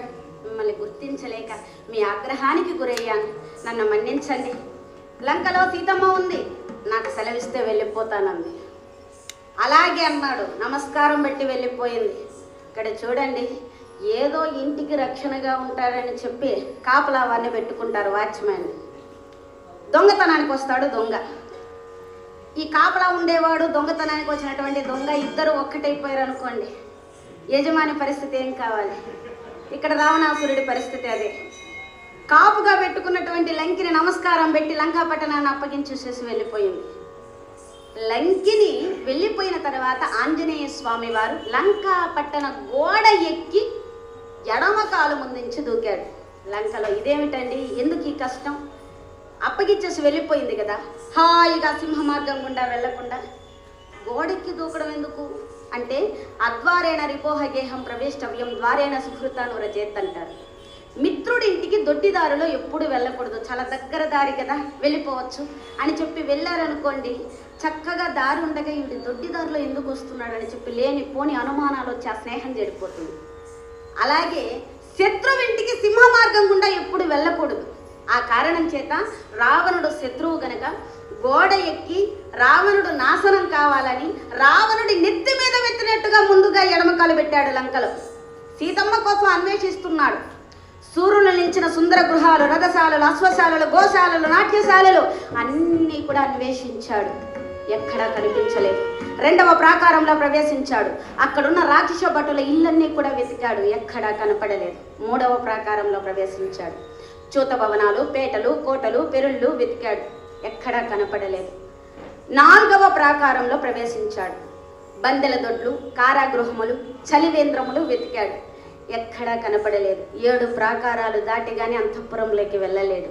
అప్పుడు 5వ ప్రాకారంలో ప్రవేశించాడు. అక్కడ రావణుని మంత్రుల మందిరాలు ఉన్నాయి. ఎవరా మంత్రులు? ప్రహస్త, యూపాక్ష, విరూపాక్ష, సోనితాక్ష, రక్తాక్ష, మకరాక్ష, కుంభ, నికుంభ, స్థూలజంగ, సర్పరోమ, వృచ్చికరోమ, జంబుమాలి, అతికాయ, మహాకాయాది మంత్రుల మందిరాలు అవన్నీ కూడా వెతికాడు, ఎక్కడ సీతమ్మ జాడ కనపడలేదు. 6వ ప్రాకారంలో ప్రవేశించాడు. అక్కడ రావణుని పెద్ద తమ్ముడు కుంభకర్ణుడి మందిరాన్ని వెతికాడు. చిన్న తమ్ముడు సుగుణ భూషణుడు విభీషణుడు, అటువంటి విభీషణుడి మందిరాన్ని వెతికాడు, కనపడలేదు. రావణుని పెద్ద కొడుకు దేవదానవ యుద్ధాలలో మహామాయావి అయినటువంటి ఇంద్రజిత్తు మందిరాన్ని వెతికాడు, ఎక్కడా కనపడలేదు. రావణుడి చిన్న కొడుకు అక్షయుడి మందిరాన్ని వెతికాడు, ఎక్కడా కనిపించలేదు. అప్పుడు 7వ ప్రాకారంలో ప్రవేశించాడు. అక్కడ ప్రపంచంలో ఉన్న శిల్ప సంపదంతా కూడా ఒక చోట పోత పోసి రూపుగట్టినట్టుగా ఉంది, రావణుని విమాన సౌధం. అక్కడంతా కూడా శోధించి వంటశాలలో ప్రవేశించి అర్ధరాత్రి సమయానికి అంతఃపురంలో ప్రవేశించాడు. ఎలా ఉంది పరిస్థితి అంతఃపురంలో అంటే, కొంతమంది స్త్రీలు వాయిద్యములు వాయిస్తూ వారినే రావణునిగా భావించి కౌగిలించుకొని నిద్రపోతున్నారు. సహజంగానే కొంతమంది మామూలుగా నిద్రపోతేనే శరీర భ్రాంతి ఉండదు, వాళ్ళు ఏ స్థితిలో పడుకుని ఉన్నారో వాళ్ళకే తెలియదు. వీళ్ళందరూ కూడా మదిరాపానమత్తలై ఉన్నారు, బాగా తాగి ఉన్నారు. ఆ కారణం చేత వాళ్ళ వస్త్రములు స్థానభ్రంశమైపోయి ఉన్నా, తారహారాలు చెదిరిపోయి ఉన్నా పట్టించుకోకుండా నిద్రపోతున్నారు. వాళ్ళను చూశాడు ఆంజనేయ స్వామి వారు, అయ్యో స్త్రీలను ఇటువంటి స్థితిలో చూడవలసి వచ్చింది అని ఒక్క క్షణం బాధపడ్డాడు. మళ్ళీ నహే పరదారాణం దృష్టి విషయవర్తిని, నా దృష్టిలో ఎటువంటి లోపం లేదు, మా అమ్మ సీతమ్మ స్త్రీ గనుక ఆడువారిలో ఉంటుందని చెప్పి చూశాను. ఇక్కడ ఉన్నటువంటి ప్రతి ఒక్క స్త్రీమూర్తిలో కూడా నేను మా అమ్మ సీతమ్మనే దర్శించానని చెప్పి తన మనస్సుకు సర్ది చెప్పుకున్నారండి. నిజంగా ఎవరైనా అడిగారా ఆయన, అక్కడ ఎవరైనా ఉన్నారా, నువ్వు ఏ దృష్టితో చూసావని చెప్పి? మనస్సులో భగవంతుడు ఉంటాడు, మనస్సాక్షికి చెప్పుకుంటే చాలు, ప్రపంచానికి సమాధానం చెప్పనక్కరలేదు. ఇంకొంచెం ముందుకు వెళ్ళాడు. అక్కడ 1000 మంది స్త్రీల మధ్యలో హంసతూలిక తల్పం పైన రావణుని అర్ధాంగి మండోదరి నిద్రిస్తూ ఉంది. ఆమెను చూశాడు, ఒక్క క్షణం సీతమ్మ అనుకున్నాడు, ఆనందపడిపోయాడు, ఎగిరి గంతు వేశాడు, కోపం తీసుకుని ముద్దు పెట్టుకున్నాడు, సీతమ్మను చూసేశాను అనుకున్నాడు. మళ్ళీ నా స్వామికి దూరమైనటువంటి నా తల్లి ఇలా భోగాలు అనుభవిస్తూ ఉంటుందా? కలలో కూడా ఉండదు. ఈవిడ సీతమ్మ కాదు, రావణుని అర్ధాంగి మండోదరై ఉంటుంది అని చెప్పి ఇంకొంచెం ముందుకు వెళ్ళాడు. అక్కడ దంతాలతో వజ్రాలతో నిర్మించిన హంసతూలిక తల్పం పైన తెల్లటి ఆకాశ జలంలో నల్లటి ఏనుగులాగా మినుములు రాతి పోసినట్లుగా నిద్రిస్తున్నాడు రావణుడు. ఐరావత దంతఘాతాలు స్పష్టంగా కనపడుతున్నాయి. ఆ రావణుణ్ణి చూశాడు. ఆ గదంతా కూడా మదిరాపానం మత్తు వాసన. ఆ చుట్టూతో ఉన్నటువంటి ఆడవాళ్ళనందరినీ కూడా చూశాడు. మళ్ళీ అంతఃపురం అంతా వెతికాడు. అంతఃపురం విడిచిపెట్టి వెలుపలికి వచ్చాడు. వానర వీరుల సమక్షంలో చెప్పినట్లుగా నేను సీతమ్మ జాడ కనుక్కోగలనా? ఆ తల్లి జాడ తెలుసుకోకుండా తిరిగి వెళితే ఆ వార్త వింటే రామప్రభువు జీవిస్తాడా? ఆయన లేకపోతే మిత్రవత్సలుడు సుగ్రీవుడు బతుకుతాడా? సూర్యవానర వంశాల నాశనం కోసమా నేను ఈ సముద్రాన్ని దాటింది? ఏం చెయ్యాలి అని చెప్పి మనస్ఫూర్తిగా రామనామం చేసుకున్నాడు. నమోస్తు రామాయ సలక్ష్మణాయ దేవ్యై చ తస్సై జనకాత్మజాయై నమోస్తు రుద్రేంద్ర యమానిలేభ్యో నమోస్తు చంద్రాగ్ని మరుద్గణేభ్యః.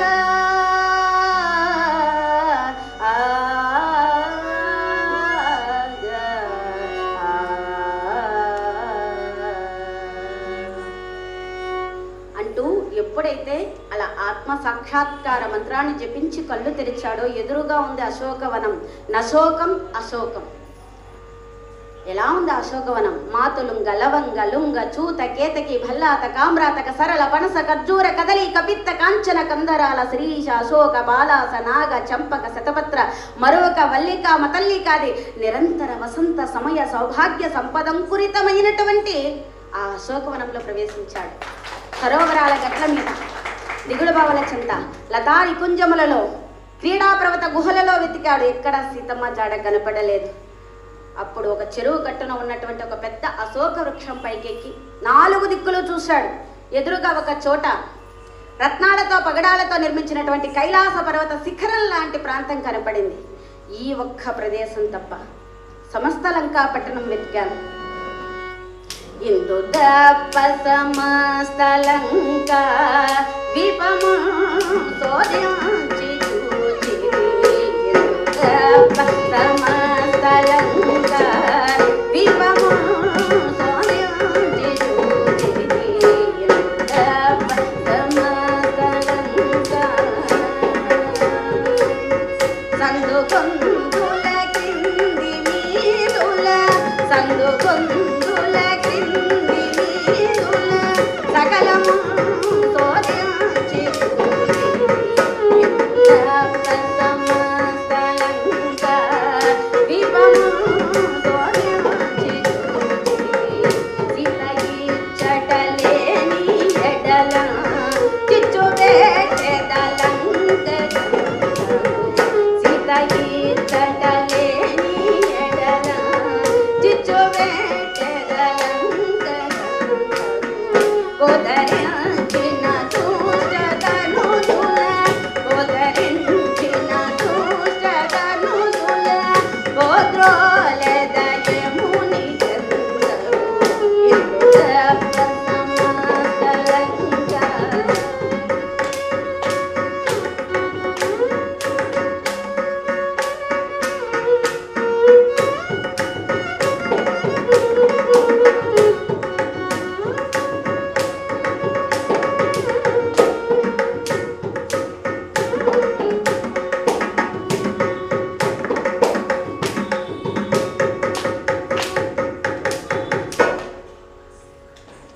ఈ ఒక్క ప్రదేశంలో తప్ప సమస్త లంకాపట్టణం కూడా వెతికి ఉన్నాను. ఇక్కడ గనక సీతమ్మ జాడ కనుక తెలియకపోతే ఈ లంకాపట్టణానంతా సముద్రంలో కలిపేసి నేను కూడా సముద్రంలో పడి ప్రాణాలు విడిచేస్తాను.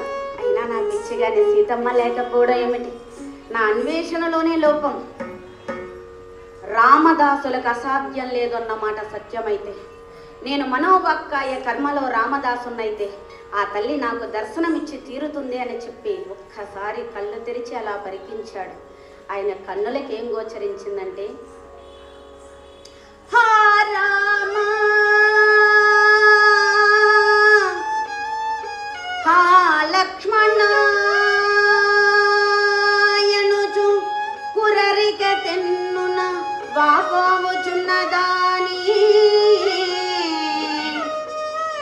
రక్కి సన్నడు మగ్రాలు నవమల్లికవలె రక్కసుల మధ్య వరలు దాని ధూమావృతం పైన వగ్నిసి కవలెనున్నదాని రాము పడతిని గాంచే మర్కటవరుండు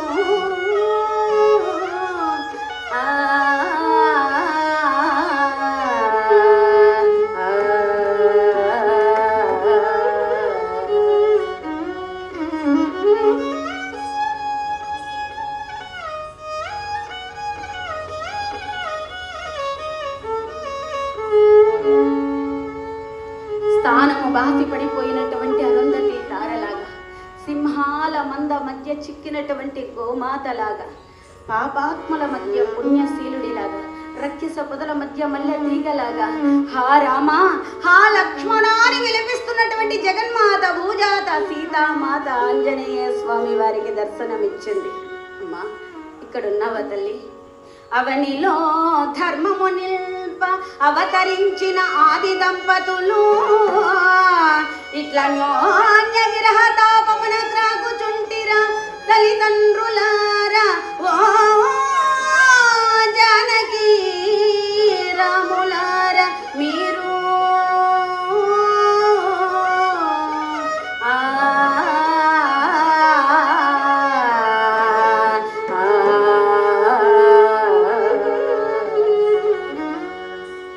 మహాజ్ఞాని అయినటువంటి జనక మహారాజు అంతటి వాడికి కూతురు వయుండి పరమ ధర్మమూర్తి అయినటువంటి రామచంద్రమూర్తి వారి అర్థాంగి అయిన నీకు కూడా ఈ అవస్థ తప్పలేదా తల్లి అని చెప్పి బాధపడుతూ సీతమ్మ ఉన్న శింసుపా వృక్షం పైకెక్కి ఎప్పుడెప్పుడు ఆ తల్లితో సంభాషించేటటువంటి సమయం వస్తుందా అని చెప్పి ఎదురు చూస్తున్నాడు.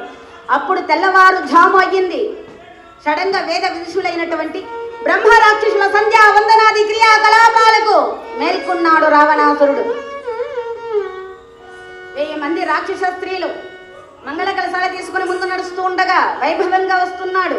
రాక్షసాంగనలు రయమున గొల్వగా రావణుడవని జగనను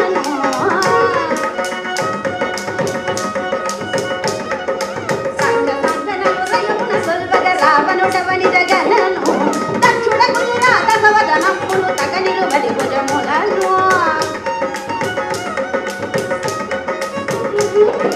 నాటుక కొండను బోలుని షాటుని కనుగొని వాయుసుకుంటూ నాటుక కొండను బోలుని షాటుని కనుగొని వాయుసుకుంటూ కాటగునని యాకులలో మాటన సరగున నెట్టిన తనుడు రాక్షసాంగనలు రయమున గొల్వగ రావణుడవని జగనను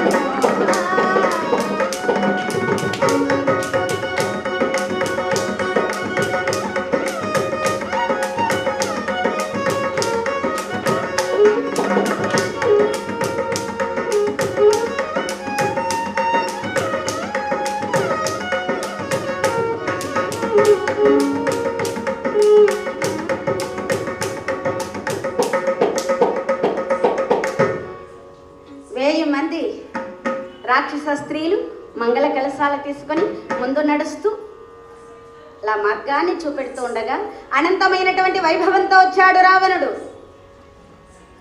ఆ రావణుడిని చూడగానే శింసుప ఆకులు చాటున దాక్కుని ఏం జరుగుతుందో గమనిస్తున్నాడు ఆంజనేయ స్వామి వారు.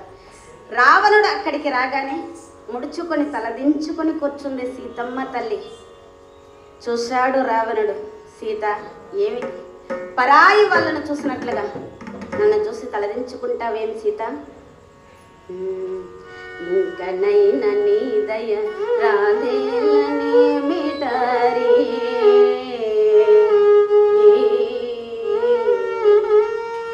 ఇంకనైనా నీ దయ రాదేలని మిటారి వంక తిప్పు మగకరిని వాల్గంటి గజారి ఇంకనైనా నీ దయ రాదేలని మిటారి వంక తిప్పు మగకరిని వాల్గంటి గజారి ఇంకనైనా నీ దయ రాదేలని మిటారి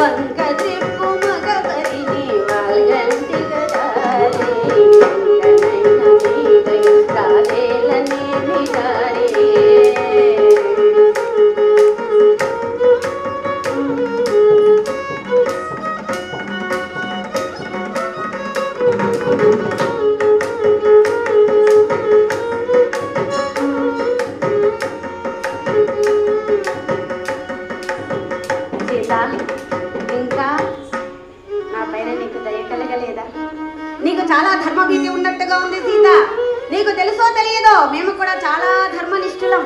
మా ధర్మాలు ఏమిటో తెలుసా సీత? పరదారాపహరణం, పరద్రవ్యాపహరణం, మా రాక్షసులకు పరమధర్మాలు సీత అంటున్నాడు. తానొక బ్రహ్మవంశ సంజాతుల్ని అనేటువంటి మాట మర్చిపోయి పరుల స్త్రీలని, పరుల ధనాన్ని అపహరించడమే మా ధర్మాలని చెప్పి గర్వంగా గొప్పగా చెప్పుకుంటున్నాడు. అయినా సీత, నా శక్తి ఏమిటో, నా సామర్థ్యం ఏమిటో నీకు తెలియదా? నా యాజ్ఞలేకెండగాయు వెరచురవి కడిగినాయాన తిన్ గాలి వీచు సకల దిక్పాలు రస్మత్పాద కింకరులు త్రైలోక్యమెల్ల నా రాజ్య పదవి నా ఇచ్చ చొప్పున నడిచడున్ కాలంబు నాకు త్రిమూర్తులం లోకవసుమా ఐశ్వర్య శౌర్య విద్యా రూపముల నాకు సాటియవండు ముజ్జగములందు అట్టి రావణుడిప్పుడు నీ అడుగు దొమ్మలొత్త వచ్చిన ఒప్పవు ఇట్లు చితమగుని వెలుపుల నేడిపించు, వెలుపుల నేడిపించు నంజాలి పెట్టించినావు నాకంటే కట్టడివి వెసీదా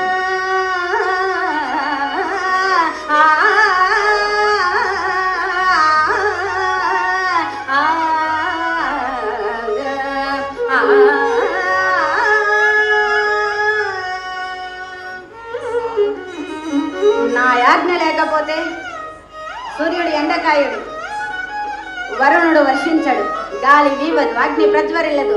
ప్రతిరోజు 30 దేవతల్ని నేను ఏడిపిస్తుంటే అటువంటి నన్ను నువ్వు ఏడిపిస్తున్నావు సీత. ఇంకా ఎంతకాలం నీ మీద విరహంతో ఇలా జీవించమంటావు సీత అని చెప్పనగానే సీతామ్మవారు తనకు రావణుడికి ఒక గడ్డి పరక అడ్డుగా పెట్టుకుని అంటుంది, రావణ, పాప బుద్ధితో పర స్త్రీలను కోరుకుంటే పతనం కాక తప్పదు. నేను ధర్మమూర్తి అయినటువంటి శ్రీరామచంద్రమూర్తి వారి అర్ధాంగిని. నా స్వామి లేని సమయంలో ఒక దొంగలాగా వచ్చి నన్ను తీసుకుని వచ్చావు. అదే ఆయన కంటపడి ఉంటే ఆనాడే సింహం ముందు నక్కలాగా నశించేవాడివి పాపాత్ముడా అని చెప్పాను. కానీ ఒళ్ళు మండిపోయింది రావణుడికి. సీతా, నీకు 2 నెలలు గడువిస్తున్నా, ఈ లోపల నీ మనసు మార్చుకున్నావా సరే, లేదా నిన్ను ముక్కలు ముక్కలుగా చేసి కాకులకు గ్రద్దలకు విందు చేస్తాను, జాగ్రత్త అని చెప్పి రావణుడు అక్కడి నుంచి వెళ్ళిపోయాడు. రావణుడు వెళ్ళిన తరువాత అక్కడ ఉండేటటువంటి రాక్షస స్త్రీలు ములుకల వంటి పలుకులతో హింసిస్తూ ఉన్నారు సీతమ్మ వారిని. ఆడవాళ్ళకు ఆడవాళ్ళే ఎప్పుడూ శత్రువులు. అందులోనే ఉంది త్రిజట అనేటువంటి రాక్షసకాంత. ఆవిడొచ్చి వారించింది, ఎందుకే సీతను పీడిస్తూ ఉన్నారు? ఇప్పుడు నేను నిద్రిస్తుంటే నాకు ఎన్నో కలలు వచ్చాయి. ఆ కలలన్నిటిలో కూడా సీతకు మేలు జరుగుతుంది, మన లంకకు చేటు జరుగుతుందన్న విషయం అర్థమవుతుంది. ఆమెను విడిచిపెట్టండి అని చెప్పనగానే వాళ్ళందరూ కూడా ఆమెను విడిచిపెట్టి అవతలికి వెళ్ళి నిద్రించారు. సీతామ్మ వారికి ఏకాంతం లభించింది. రామచంద్రమూర్తి వారిని తలచుకొని బాధపడుతుంది. నాథ రామచంద్ర ఆతావనలోల ప్రణనాయక రామచంద్ర ఆతావనలోల ప్రణనాయక ఏమి సేదు నీ విరహమే చూసైదు, ఏమి సేదు నీ విరహమే చూసైదు, ఇట్లు ప్రేక్షించిన దేవ రామచంద్ర ఆతా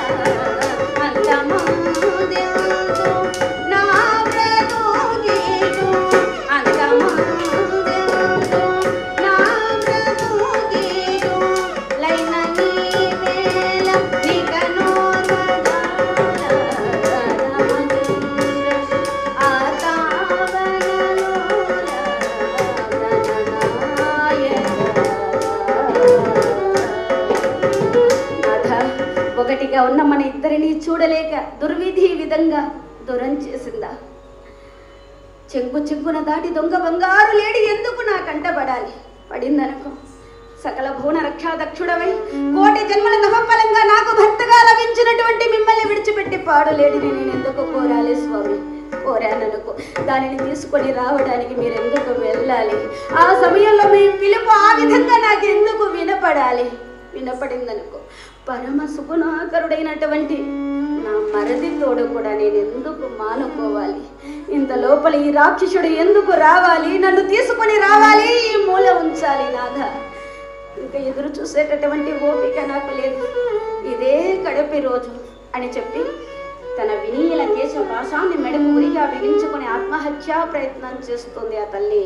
చూశాడు ఆంజనేయ స్వామి వారు, అయ్యయ్యో ఆత్మహత్యా ప్రయత్నం చేస్తుంది అని చెప్పి రామకథ వినిపించడం ప్రారంభించాడు. రాక్షసావృతమైనటువంటి ఈ లంకలో రామనామం ఎక్కడి నుంచి వస్తుందా అని చెప్పి ఆ ప్రయత్నాన్ని విరమించి వింటూ ఉంది. రామకథ అంతా కూడా వినిపించి శిశుభ వృక్షం చిన్న చిన్న అడుగులు వేస్తూ అమ్మా నీవేనా సీతమ్మవ తల్లి అంటూ ఉంటే, దుర్మార్గుడా రావణ, నువ్వు ఎన్ని వేషాలు వేసినా నేను నీకు లొంగటం జరగదు, మర్యాదగా వెళ్ళిపోండి. ఎందుకలా అనుకుంది అంటే రావణుడు అనేక సార్లు అనేక రూపాలతో వచ్చి సీతమ్మ మనసు మార్చడానికి ప్రయత్నం చేశాడు. రావణుడికి మహోదరుడు అనేటువంటి మంత్రి ఉన్నాడు, గొప్ప గొప్ప సలహాలు ఇవ్వడానికి. వాడికి గొప్ప ఆలోచన వచ్చింది. ఎందుకు వాళ్ళ వేషం వీళ్ళ వేషం వేసుకొని వెళతావు, రాముడి వేషమే వేసుకొని పోతే సీత ఒప్పుకుంటుంది కదా అని చెప్పి, ఒరే నువ్వు చెప్పేంత వరకు నాకు ఆలోచన రాలేదనుకున్నావా అన్నాడు. ఈయన ఇంకా గొప్పవాడు కదా. వేసుకున్నారా? ఏమైంది ప్రభు? వేసుకున్నాను రా. అదేమిటో, రాముడి వేషం వేసుకోగానే ప్రపంచంలో ఉండే ఆడవాళ్ళందరూ మాతృమూర్తుల్లాగా కనపడుతున్నారు, ఈ వేషం మనకు పనికిరాదని చెప్పి వదిలేశానన్నాడు. రావణుడు అంతటి వాడికి రాముడి వేషం వేసుకుంటే అంత పవిత్రత వచ్చేస్తుంది. అదే రామతత్వం. రాక్షసుడు అన్నటువంటి మాట రామో విగ్రహవాన్ ధర్మ. ప్రపంచంలో ఉన్నటువంటి ధర్మాన్నంతా ఒక చోట పోత పోసి రూపుగట్టితే దాని పేరు రాముడు అని మారీచుడు అన్నటువంటి మాట. ఆ కారణం చేత ఈ వానర రూపంలో కూడా రావణుడే వచ్చాడు అనుకుంది. అప్పుడు ఆంజనేయ స్వామి వారమ్మా, నేను రావణుణ్ణి కాదమ్మా, శ్రీరామదాసుని, ఆంజనేయుడను, శతకోటి మన్మద సౌందర్యమూర్తి, దాశరథి నీ పతి జగచ్చక్రవర్తి, నీ భర్త రాముడు నీరదశ్యాముడు, హరువిల్లు విరిచిన ఎట్టి జట్టి, నిఖిల మునీంద్ర వందితుడు, లక్ష్మణుని సైదోడు, జనని నీ మగడు కౌసల్య కొడుకు. అమ్మా, జనకుని పూదోటలో పరస్పరం మీరిరువురూ చూచుకున్నటువంటి ప్రేమ చూపులు గుర్తుగా ఎరిగించి ఆనవాలుగా ఈ ఉంగరం ఇవ్వమన్నాడు తల్లి అని చెప్పగానే ఎండి మోడు వారిన వనానికి వసంతం వచ్చినట్లు సముద్రంలో పడి కొట్టుకుపోతున్నటువంటి వాడికి తెప్ప ఆధారంగా దొరికితే వాడి ఎంత సంబరపడిపోతాడు. ఆ ఉంగరము పైన శ్రీరామ అన్న తారక నామాన్ని చూడగానే అంత సంబరపడిపోయింది. చేతికి తీసుకుంది, కన్నీటితో కడుగుతుంది, వక్షస్థలానికి చేర్చుకుంటుంది, రాముడిగా ఆ ఉంగరాన్ని భావించి సిగ్గుపడుతుంది. ఇలా చాలాసేపు అయిన తర్వాత, హనుమా నా స్వామి బాగున్నాడా, నా గురించి ఏమైనా ఆలోచిస్తున్నాడా? అదేమిటమ్మా, ఎప్పుడు నీవు సీతల్లి, ఇక్కడ ఇసుమంతైన అపకారం నీకు జరిగితే అక్కడ రాముడు లేడమ్మా, లక్ష్మణుడు బాగున్నాడా, లక్ష్మణుని దూషించినటువంటి పాప ఫలమే ఈనాడు అనుభవిస్తున్నాను హనుమ అని చెప్పి చాలాసేపు ముచ్చటించుకున్న తర్వాత స్వామివారు ఒకనాడు నా తిలకం చెరిగిపోతే ఎర్రని మనిషిని అరగదీసి నాకు తిలకం తీర్చారు. కాకాసురుడు ముక్కుతో పొడిచి నన్ను గాయపరిస్తే గట్టి పరక మంత్రించి వాడిపైన బ్రహ్మాస్త్ర ప్రయోగం చేసి వాడు తిరిగి శరణు వేడగా వాడికి ప్రాణభిక్ష పెట్టాడు నా స్వామి. ఈ రెండు ఆనవాళ్ళగా చెప్పి, ఇదిగో ఈ చూడమని అందివ్వవయ్యా అని చెప్పి ఇచ్చి, ఆయన అలా చూడు, అదే తెల్లవారు చూడే అకటాకడు పిన్నవి కెట్టులీగెదు, పదుగురు కూల రక్కసులు పట్టిన చిక్కెదవే. తెల్లవారబోతుంది నాయన, 10 మంది రాక్షసులు చూస్తే నేను పట్టి తినేస్తారు, నన్ను చూడటానికి చెంగిట మాటను వచ్చావు, తెల్లవారకు మునిపై వెళ్ళిపో అని చెప్పగానే, అయ్యో ఈ తల్లి భయపడుతుందని చిన్న రూపంతో వస్తే చిన్నవాళ్ళని ఇంకా భయపడుతుంది అని చెప్పి విశ్వరూపాన్ని చూపించారు. సీతమ్మవారు ప్రార్థిస్తుండగా మామూలు రూపాన్ని ధరించి అనుమతి తీసుకొని అశోకవనాన్ని సర్వనాశనం చేస్తున్నాడు. చెట్లు పీకి తలకిందులుగా నిలబెడుతున్నాడు, సరోవరాలను పంకభూయిష్టాలుగా చేస్తూ ఉన్నాడు, క్రీడాపర్వత గుహలు నుగ్గుగా చేస్తున్నాడు. 50,000 మంది రాక్షసులను వెంట పెట్టుకుని జంబుమాలి వచ్చాడు ముందుగా యుద్ధానికి. సర్వనాశనం అయిపోయాడు. రావణుడి చిన్న కొడుకు అక్షయుడు అనంతమైనటువంటి సైన్యాన్ని వెంట పెట్టుకుని వచ్చి హనుమంతుని క్రోధాగ్నికి ఆహుతైపోయాడు. అప్పుడు రావణుని పెద్ద కొడుకు ఇంద్రజిత్తు వచ్చి బ్రహ్మాస్త్ర ప్రయోగం చేయగా ఆనాడు బ్రహ్మదేవునికి ఇచ్చిన మాట ప్రకారం బ్రహ్మాస్త్రానికి బద్ధుడయ్యాడు. అస్త్రానికి బద్ధుడైనటువంటి వాడిని శస్త్రంతో బంధించకూడదు. ఇంద్రజిత్తు వారిస్తూ ఉన్న మామూలు తాళ్ళు తీసుకుని వచ్చి ఆంజనేయ స్వామి వారిని బంధించగానే వెంటనే అస్త్రబంధాలు తొలగిపోయాయి. అయినా రావణుణ్ణి చూడాలని చెప్పి ఊరుకున్నాడు. పట్టి తీసుకుని వచ్చారు కొలువలోకి. రావణుణ్ణి చూసి అనుకున్నాడు, అహోరూపం అహోబలం అహోసత్వం వాహ. ఒక పరస్త్రీని అపహరించే గుణమే లేకపోతే ఈనాటి కాలంలో ఇటువంటి రాజున్నాడా అనుకున్నాడు. మరి రావణుడు అనుకున్నాడు, ఒక వానరుడు ఇంతమంది రాక్షసుల మధ్యలో ఎటువంటి జంకు గొంకు లేకుండా నిలబడి ఉన్నాడే, నిజంగా వానరుడేనా? లేకపోతే ఆనాడు కైలాసంలో నేను అవమానించినటువంటి నందీశ్వరుడు ఈనాడు నా వారందరి ముందర నన్ను అవమానించడానికి ఈ విధంగా వానర రూపంలో రాలేదు కదా అని చెప్పి రావణుడు భయపడ్డాడు. అప్పుడు రావణుడిని చూసి, రావణ, నేను శ్రీరామదాసుడను, ఆంజనేయుడను.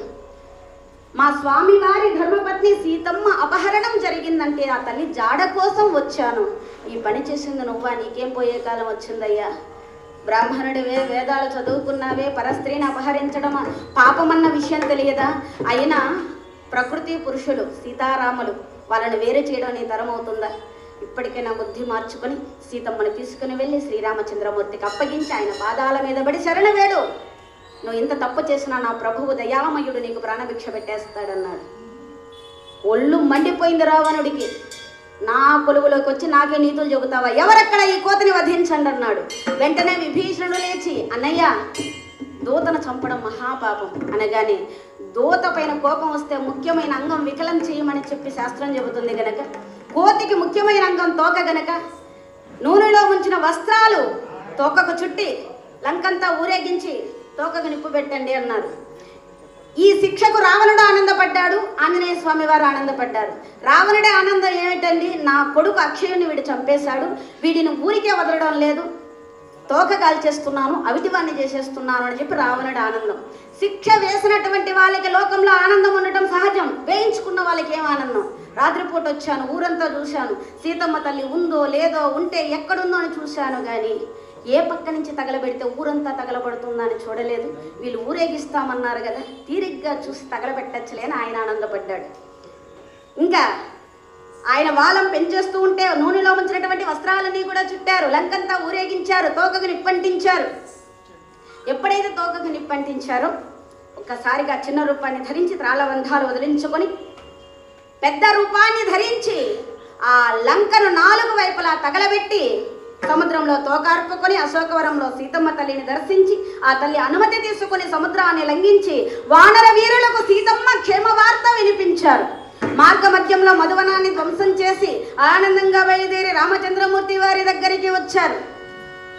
చూశాను సీతమ్మను లంకలో, నీకై ప్రాణాలు నిలిపి ఉందయ్యా. రావణుడు 2 నెలలు గడువు ఇచ్చాడు, ఆనవాలుగా చూడామని ఇచ్చింది అమ్మ అని చెప్పగానే ఒక్కసారిగా రామచంద్ర ప్రభు ఆ చూడామని తీసుకుని ఆంజనేయ స్వామి వారిని ఆలింగనం చేసుకుని, హనుమా, ఇంత ఉపకారం చేసిన నీకు ఏమిచ్చి నీ రుణం తీర్చుకోగలను హనుమా, హనుమా చిరంజీవివై మనుమా అని ఆశీర్వదించాడు. మనకు రాబోయే కాలానికి కాబోయే బ్రహ్మదేవుడు ఆంజనేయ స్వామి వారు ఇటువంటి హనుమత్ సందేశాన్ని కథాగానం చేసేటటువంటి అవకాశం ఇంతమంది సరస్వతి పుత్రుల ముందు, సరస్వతి ప్రతిరూపాల ముందు మరి కథాగానం చేసేటటువంటి అవకాశం ఇచ్చినటువంటి పద్మనాభ శర్మ గారికి, అలాగే శిష్య ప్రశిష్య గణానికి, అలాగే అన్నమయ్య పరివారానికి, అలాగే మా శంకరనారాయణ సార్ గారికి, అందరికీ కూడా పేరు పేరున నా ధన్యవాదాలు తెలియజేసుకుంటున్నాను.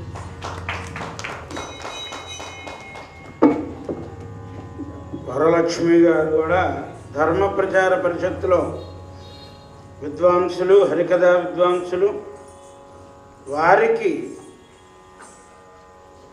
రాసప్రసాదాన్ని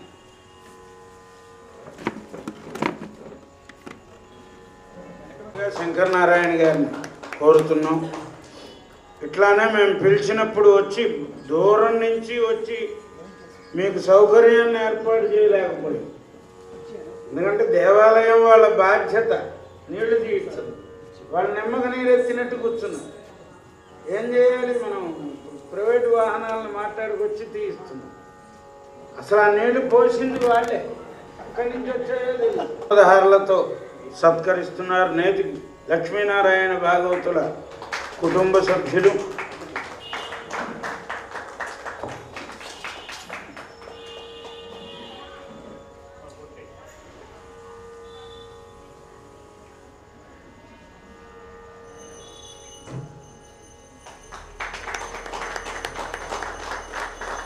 సార్ ఇదే చూడండి సార్.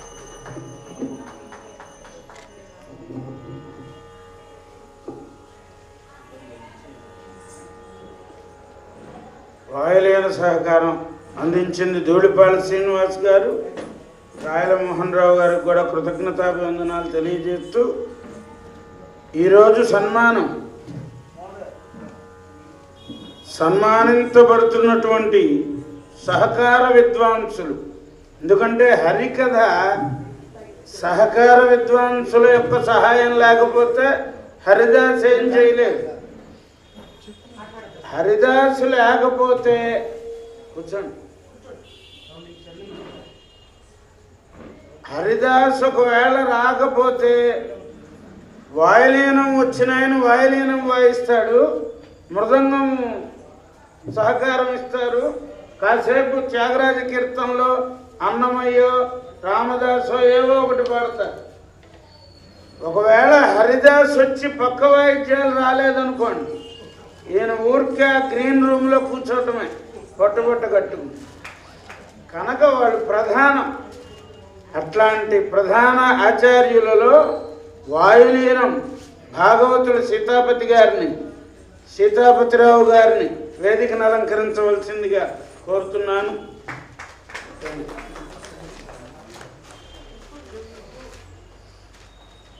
అలానే తబలా విద్వాంసులు, ప్రఖ్యాత తబలా విద్వాంసులు సీతారామయ్య గారిని కూడా వేదిక మీదకి ఆహ్వానిస్తున్నాం.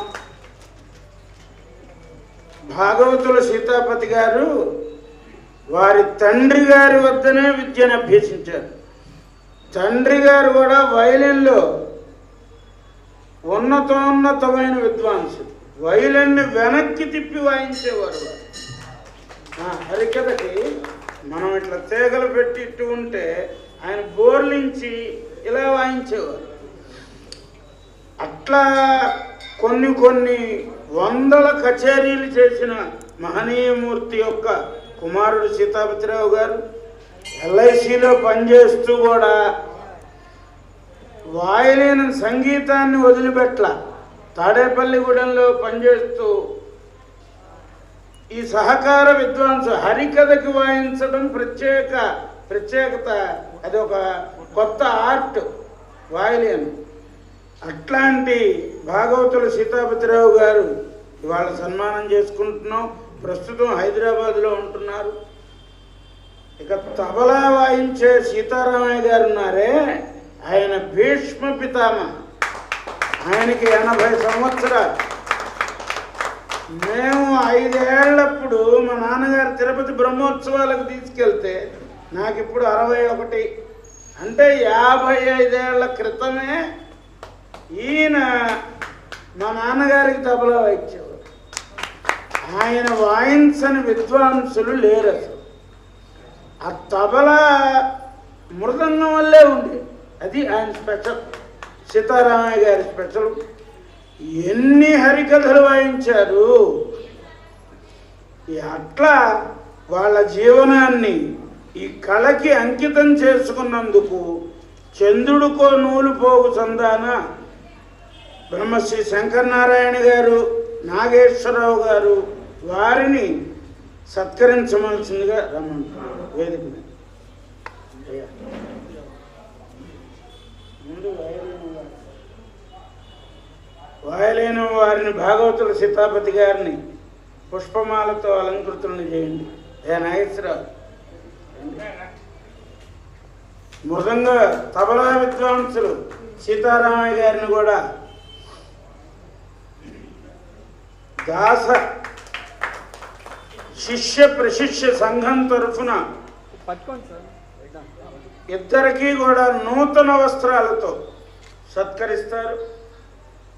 దాస శిష్య ప్రశిష్య సంఘం తరఫున ఇద్దరికీ కూడా దాస శిష్య ప్రశిష్య సంఘం పేరుకే ఉత్సవం అంతా కూడా ప్లాంజరీ ఫౌండేషన్ వారి ఆధ్వర్యంలోనే జరుగుతుంది. వారు లేకపోతే ఇక్కడ ఉత్సవం లేదు. వారు హరికథకి చేయూత ఇవ్వటం వల్ల ఎక్కడో దూర ప్రాంతాల వాళ్ళని కూడా పిలిచి వేలకు వేలు ఇస్తున్నామని కాదు, ఇతోధికంగా ఇస్తున్నాం.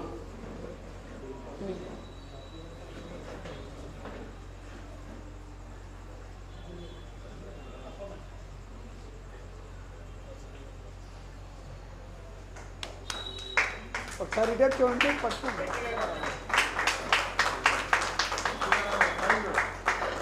సార్ ఇటే పండి. నూతన వస్త్రాలతో వారిని సత్కరించవలసిందిగా కోరుతున్నాం. ప్లాంజరీ ఫౌండేషన్ వారు నూతన వస్త్రాలు, పంచ చొక్కా కూడా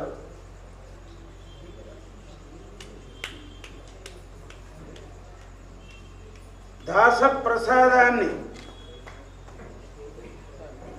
ఇరువురికి అందజేయవలసిందిగా సార్ పట్టుకోండి, పట్టుకోండి.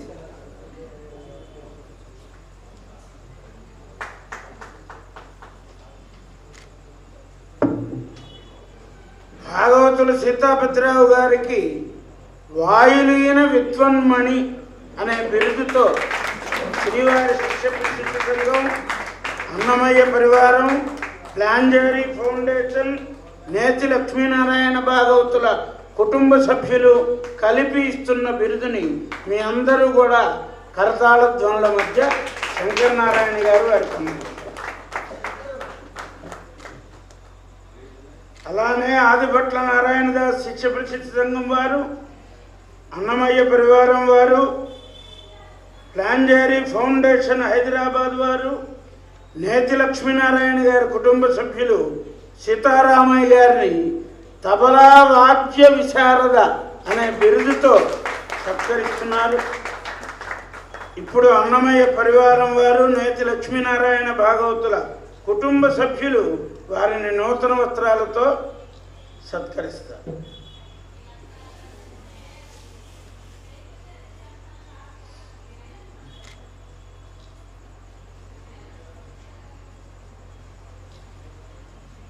ఏదైనా 2 నిమిషములు మాట్లాడాల్సిందిగా